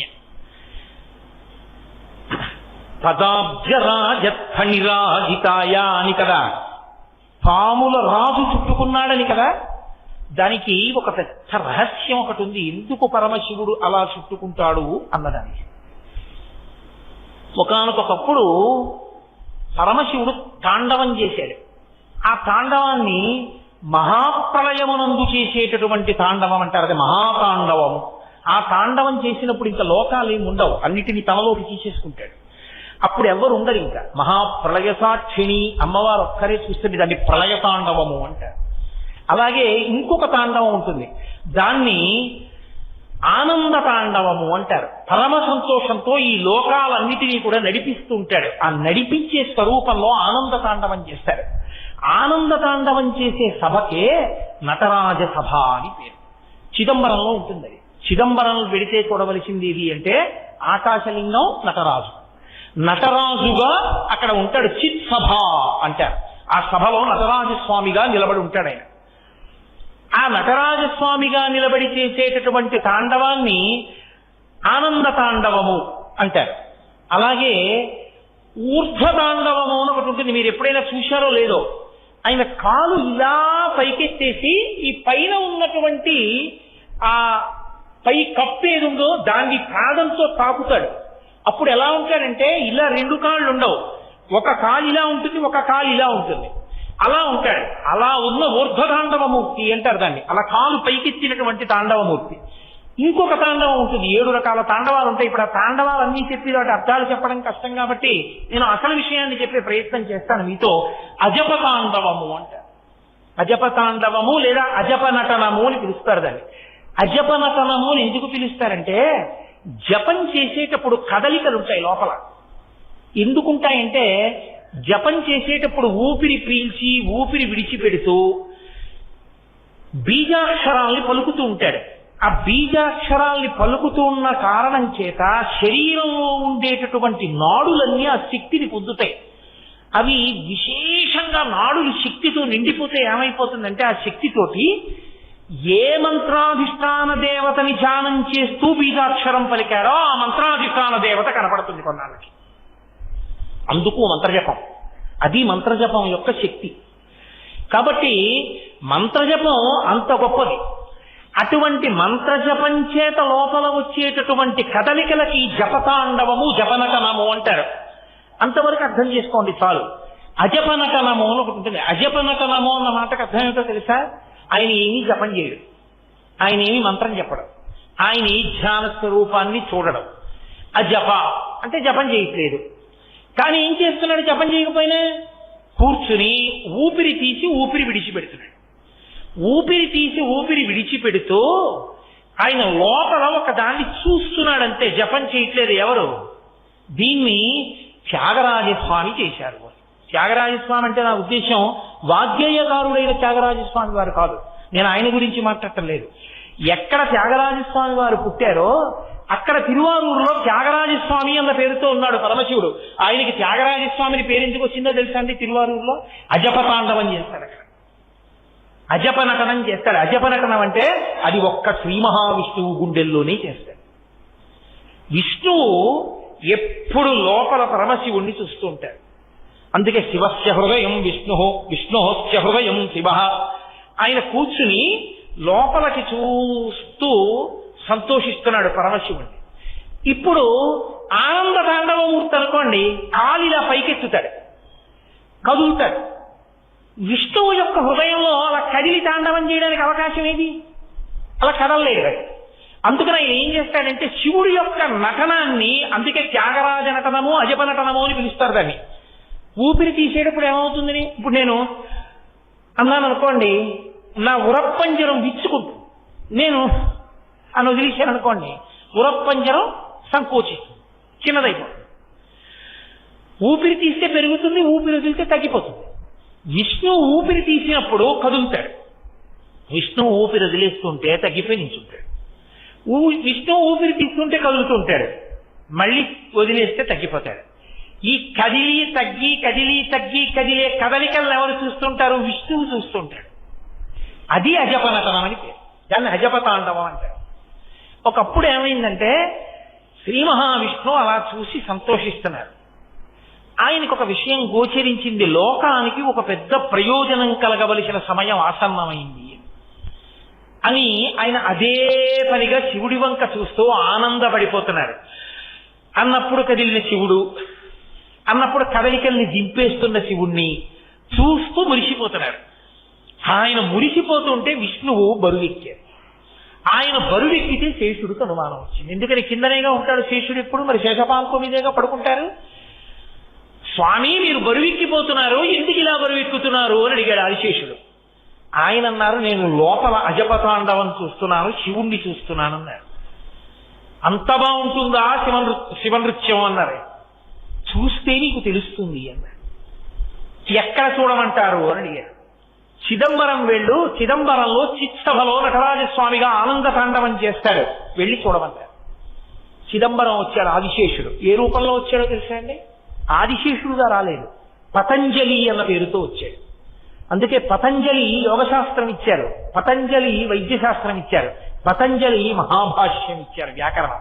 మనుష్యులకి కావలసిన రోగాలు పోవడానికి ఔషధి, యోగము, వాక్కుకి కావలసిన వ్యాకరణము, 3 ఇచ్చారు పతంజలి. అందుకే మహాభాష్య వ్యాఖ్య అంటారు ఎవరు? మూకశంకరులు ఆ మూక పంచశతిలో. అటువంటి పతంజలి, ఆదిశేషుడు పతంజలిగా వచ్చే ముందు ఒక తల్లి, నాకు ఎల్లైనా లోకమునందు అపారమైన ఖ్యాతి గణించవలసినటువంటి కొడుకు కలగాలి అని ఆవిడ పేరు కొనిక. కొనిక అన్న తల్లి సూర్యనారాయణమూర్తిని ఉపాసన చేస్తూ 2 చేతులు తాపి అంజలి ఘటించి నిలబడింది, సూర్యుడి వంక చూస్తూ మీ అనుగ్రహంతో నాకు కలగాలని. ఇక్కడ నుంచి శేషుడు కదిలిపోయాడు అనుకోకూడదు, శేషుడు అక్కడ ఉంటాడు. శేషాంశ కదిలింది, కదిలి భూమండలం మీదకి వస్తోంది చిదంబరంలో చూద్దామని. ఆయన వస్తుంటే సూర్యుడు చూశాడు. చూసి కొనిక లోకమునందు అపారమైనటువంటి కీర్తి గణించవలసిన కొడుకు కావాలని అడిగింది. కాబట్టి వెళ్ళి నువ్వు ఆవిడకి కొడుకుగా పుట్టు అన్నాడు. అనేటప్పటికీ ఆదిశేషుడు చిన్న పాము పిల్లై అంజలి ఘటిస్తున్నటువంటి కొనిక చేతి మీదకొచ్చి పడ్డాడు. ఆవిడంది, సూర్యనారాయణమూర్తికి అంజలి ఘటిస్తుండగా నాకు బిడ్డడిగా చేతి మీద పడ్డావు కాబట్టి పట్టంటే పడ్డావు, అంజలి ఘటిస్తుండగా అంజలి మీద పడ్డావు కాబట్టి నీకు పతంజలి అని పేరుంచారండి. అందుకొచ్చింది పతంజలి అన్న పేరు. ఆ పతంజలి చిదంబరం వెళ్ళాడు. చిదంబరం వెళ్ళి నటరాజస్వామి వారి యొక్క ఆనంద తాండవాన్ని చూశారు. అందుకే మీరు ఎప్పుడైనా నటరాజస్వామి వారి యొక్క మూర్తిని చూడడం కాదు, విగ్రహం చూడడం కాదు, నటరాజస్వామి వారి యొక్క చిత్తరువుని చూడాలి. అది కూడా తెలియని వాళ్ళు గీసింది కాదు. మీరు కంచి ఏకాంబరేశ్వరుడి దేవాలయానికి వెళితే, మొన్ననే నేను ఏకాంబరేశ్వరుడి దేవాలయానికి వెళ్ళినప్పుడు నాతో ఉన్నారు ఎవరు, అది మోహన్ రావు గారే ఉన్నారు నాతో. ఆయనకి చూపించాను కూడా, చూడండి. నటరాజస్వామి వారి యొక్క మూర్తి వెనక గోడ మీద గీసి ఉంటుంది. మళ్ళీ అలా ఉన్నది ఎక్కడో తెలుసా అండి? కాశీపట్టణంలో కంచికామకోటి వారి సత్తం ఎదురుగుండా చంద్రశేఖరేంద్ర సరస్వతి మహాస్వామి వారు శివ పంచాయతన దేవాలయ నిర్మాణం చేశారు. ఆ దేవాలయంలోకి వెళ్ళగానే ముఖమంటపంలో ఉంటుంది ఆ నటరాజస్వామి ఆనంద తాండవం. ఆనంద తాండవంలో అందరూ కదులుతారు, అందరూ కదిలి వాయిస్తూ ఉంటారు. విష్ణువు మధ్యలో వాయిస్తూ ఉంటారు, అందరూ తలకోవాద్యం వాయిస్తూ ఉంటారు, పరమశివుడు నర్తన చేస్తూ ఉంటారు. కదలకుండా ఉండేవాళ్ళు ఎవరో తెలుసా? ఇద్దరి, ఒకరు వ్యాఘ్రపాదుడు, ఒకరు పతంజలి. అందుకే ఆనంద తాండవం చూడ్డానికి వచ్చిన పతంజలి ఏం చేశాడంటే, కిందంతా పాము శరీరం, ముఖం ఒక్కటి మనిషి ముఖం, కిందంతా పులి శరీరం, ముఖం ఒక్కటి మనిషి ముఖం వ్యాఘ్రపాదుడి. ఇప్పుడు మళ్ళీ నేను వ్యాఘ్రపాదుడి చరిత్ర అంతా ఎక్కడ చెప్పను, అందుకని వ్యాఘ్రపాదుడు అంతే అలా అనుకోండి. పతంజలి చెప్తున్నాను వినండి అంతే, అక్కడ అవసరం కాబట్టి. కాబట్టి ఇప్పుడు పాము శరీరం, ముఖం మనిషిది. పతంజలి అలా చూస్తూ ఉంటాడు నమస్కారం చేస్తూ, తప్ప ఆయనేం వాయించడు. చూసి మురిసిపోతుండేవాళ్ళు వాళ్ళిద్దరే, మిగిలిన వాళ్ళందరూ వాద్యాలు మోగిస్తారు. అట్నుంచి వ్యాఘ్రపాదుడు చూస్తుంటాడు. ఆదిశేషుడు కడు పతంజలిగా వచ్చి ఆనంద తాండవాన్ని చూస్తున్నాడు. చూశాడు చూశాడు చూశాడు చూశాడు పొంగిపోయాడు. పొంగిపోయి వీళ్ళందరి వంక చూశాడు. అందరూ ఏదో ఒకటి వాయిస్తున్నారు, తను పావు తనేం వాయిస్తాడు? బాధేసి, అరేరే నేను ఏదో ఒకటి చెయ్యాలి, ఈ ఆనంద తాండవం ఇంత గొప్పగా ఉంది పరమేశ్వరుడిది, అందుకు కదూ శ్రీ మహావిష్ణువు పొంగిపోయారు. నేను ఏదో చెయ్యాలి, ఏం చెయ్యాలని చూశాడు.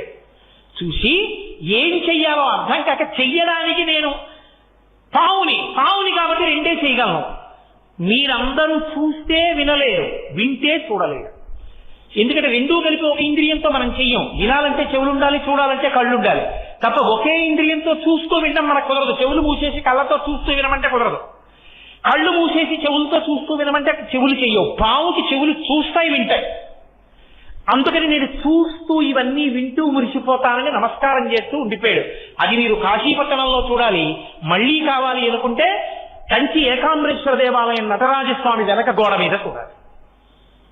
అటువంటి స్వరూపంతో ఉన్న పతంజలి చూసి చూసి చూసి చూసి చూస్తున్నాడు. చూస్తుంటే నంది భృంగి వాళ్ళు నవ్వారు. ఎందుకు నవ్వారని అడిగారు. మేమందరం చక్కగా ఏదో ఒకటి వాయిస్తున్నాం, కాళ్ళ చేతులా నీకేమున్నాయి వాయించడానికి పాపం అన్నారు వాళ్ళు. వెంటనే ఆయన బాధపడ్డాడు.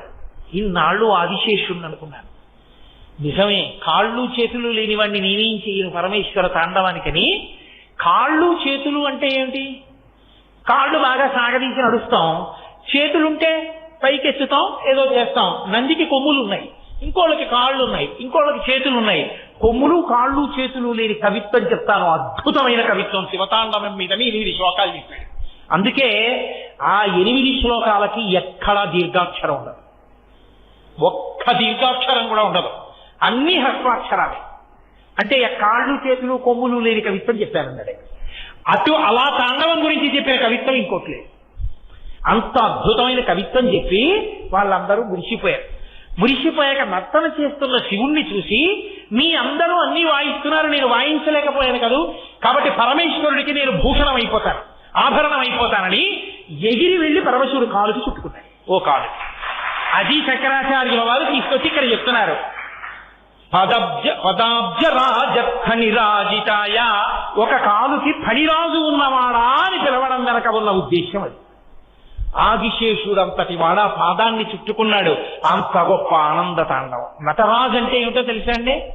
నటరాజుగా కదలడము అన్న మాటకు అర్థం ఏంటంటే, మహానుభావుడు ఒక చేతిలో ఢమరుక పట్టుకుంటాడు, మోగిస్తుంటాడు ఇలాగా, ఒక చేతిలో అగ్నిహోత్రం పట్టుకుంటాడు, ఒక ముఖం నవ్వుతూ ఉంటుంది, జుత్తు ఇలా ఉంటుంది. మీరు ఎప్పుడైనా చూడండి, నటరాజస్వామి జుత్తు ఇలా వాలిపోయి ఉంటారు, ఇలా వేస్తారు జుత్తుని, ఇక్కడ వరకు ఉంటుంది, ఇలాగా ఇక్కడ వరకు ఉంటుంది. అంటే దాని ఉద్దేశం ఏమిటో తెలుసా?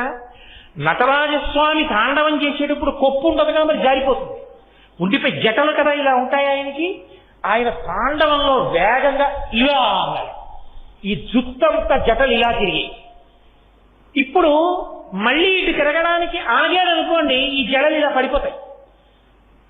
ఎంత వేగంగానో ఇలా అని ఇలా అన్నాడు అనుకోండి, ఆ వేగానికి ఇటు జడలు ఇటు, ఇటు జడలు ఇటు, ఇలా నిలబడేటట్టుగా తల తిప్పగలడా ఎవడైనా?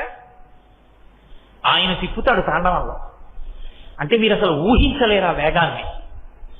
అంత వేగంగా తిప్పుతూ పరమనవ్వుతూ ఉంటాడు, చక్కగా ప్రసన్నుడై ఉంటాడు. చంద్రశేఖరేంద్ర సరస్వతి మహాస్వామి వారి యొక్క స్మృతి చిహ్నంగా ఆయన దాదాపు 100 సంవత్సరములు జీవించారు కాబట్టి 100 అడుగుల ఎత్తున గోపురాన్ని నిర్మాణం చేసి సిమెంటుని ఇనుము వాడకుండా కేవలం పురుష జాతి శిలలు, అంటే ఒకే జాతి శిలలు ఏరి తెచ్చి 18 సంవత్సరములు రాత్రింపగళ్లు చెక్కి పద్మశ్రీ అవార్డు గ్రహీత కారణజన్ముడని పరమాచార్య చేత ప్రస్తుతింపబడిన మహానుభావుడు గణపతి స్థపతి ఆధ్వర్యంలో అసలు అపురూప శిల్పం, తంజావూరులో ఉన్న శిల్పాన్ని అనుకరిస్తూ 1000 సంవత్సరాల తర్వాత వచ్చింది మళ్ళీ అటువంటి ఆలయం. ఎక్కడ ఇనుము సిమెంటు వాడకుండా అద్భుతమైనటువంటి గోపురంతో, స్తంభాలతో, శిల్పకళా విన్యాసంతో పరమాచార్య స్వామి వారికి మణిమంటపం కట్టి కుంభాభిషేకం చేశారు మొన్న. దానికి నాతో మా మోహన్ రావు గారే వచ్చారు. దానికి కూడా దాని మీద కూడా ఈ తాండవమూర్తి ఉంటారు, దాని మీద కూడా నటరాజస్వామి ఉంటారు. ప్రదోష తాండవమూర్తి అని గోడ మీద చెక్కారు, గురు పరంపర అద్భుతం. ఆ నటరాజస్వామి అంత వేగంగా తిప్పుతాడు, తలని జుట్టు ఇటు ఇటు అలా విసురుకుంటుంది. ఆయన ఢమరుక మోగిస్తే అర్థం ఏమిటంటే భాష అంతా, శబ్దములన్నీ ఆ ఢమరుకలోంచి వచ్చాయి. ఈ వచ్చినవన్నీ ఈ సమస్త సృష్టికి గుర్తు ధ్వని, ఢమరకం. ఈ శబ్దములు సృష్టి అయితే సృష్టి అంతా లయమైపోవడమే అగ్నిహోత్రం. అందుకే ఇటు ఢమరుక, ఇటు అగ్నిహోత్రం. సృష్టికర్త, ప్రళయకర్త, మధ్యలో చిరునవ్వుతో ఉన్న ముఖం స్థితికర్త. సృష్టి స్థితి లయములను చెయ్యగలిగిన వాడను నేనే. నన్ను అందుకోవాలంటే, నన్ను తెలుసుకోవాలంటే ఊర్ధముఖ చలనం చెయ్యాలని చెప్పడానికి ఎడమకాలు పైకి లేచి ఉంటుంది, చిరునవ్వుతో ఉంటాడు. అది అపురూపమైన నటరాజమూర్తి. ఆ నటరాజమూర్తి కాలుకు చుట్టుకుని ఉంటాడు ఫణిరాజు ఆదిశేషుడు. అది మహానుభావుని యొక్క విశేషం. అంటే సమస్త లోకములకు సృష్టికర్త, స్థితికర్త, ప్రళయకర్త ఆయనే. ఆమె తీసుకొచ్చి 2 ఇడ్లీలు మా ఆయనే అని పెట్టినా ఆ 2 ఇడ్లీలు నేను తింటే ఆవిడ ఖాతాలో ఏం వేస్తారంటే పరమేశ్వరుడికి ఆవిడ బాలభోగం చేసింది, ఆవిడ పరమేశ్వరుడికి పెట్టింది ఆ 2 ఇడ్లీలు, పరమేశ్వరుడు తిన్నాడు.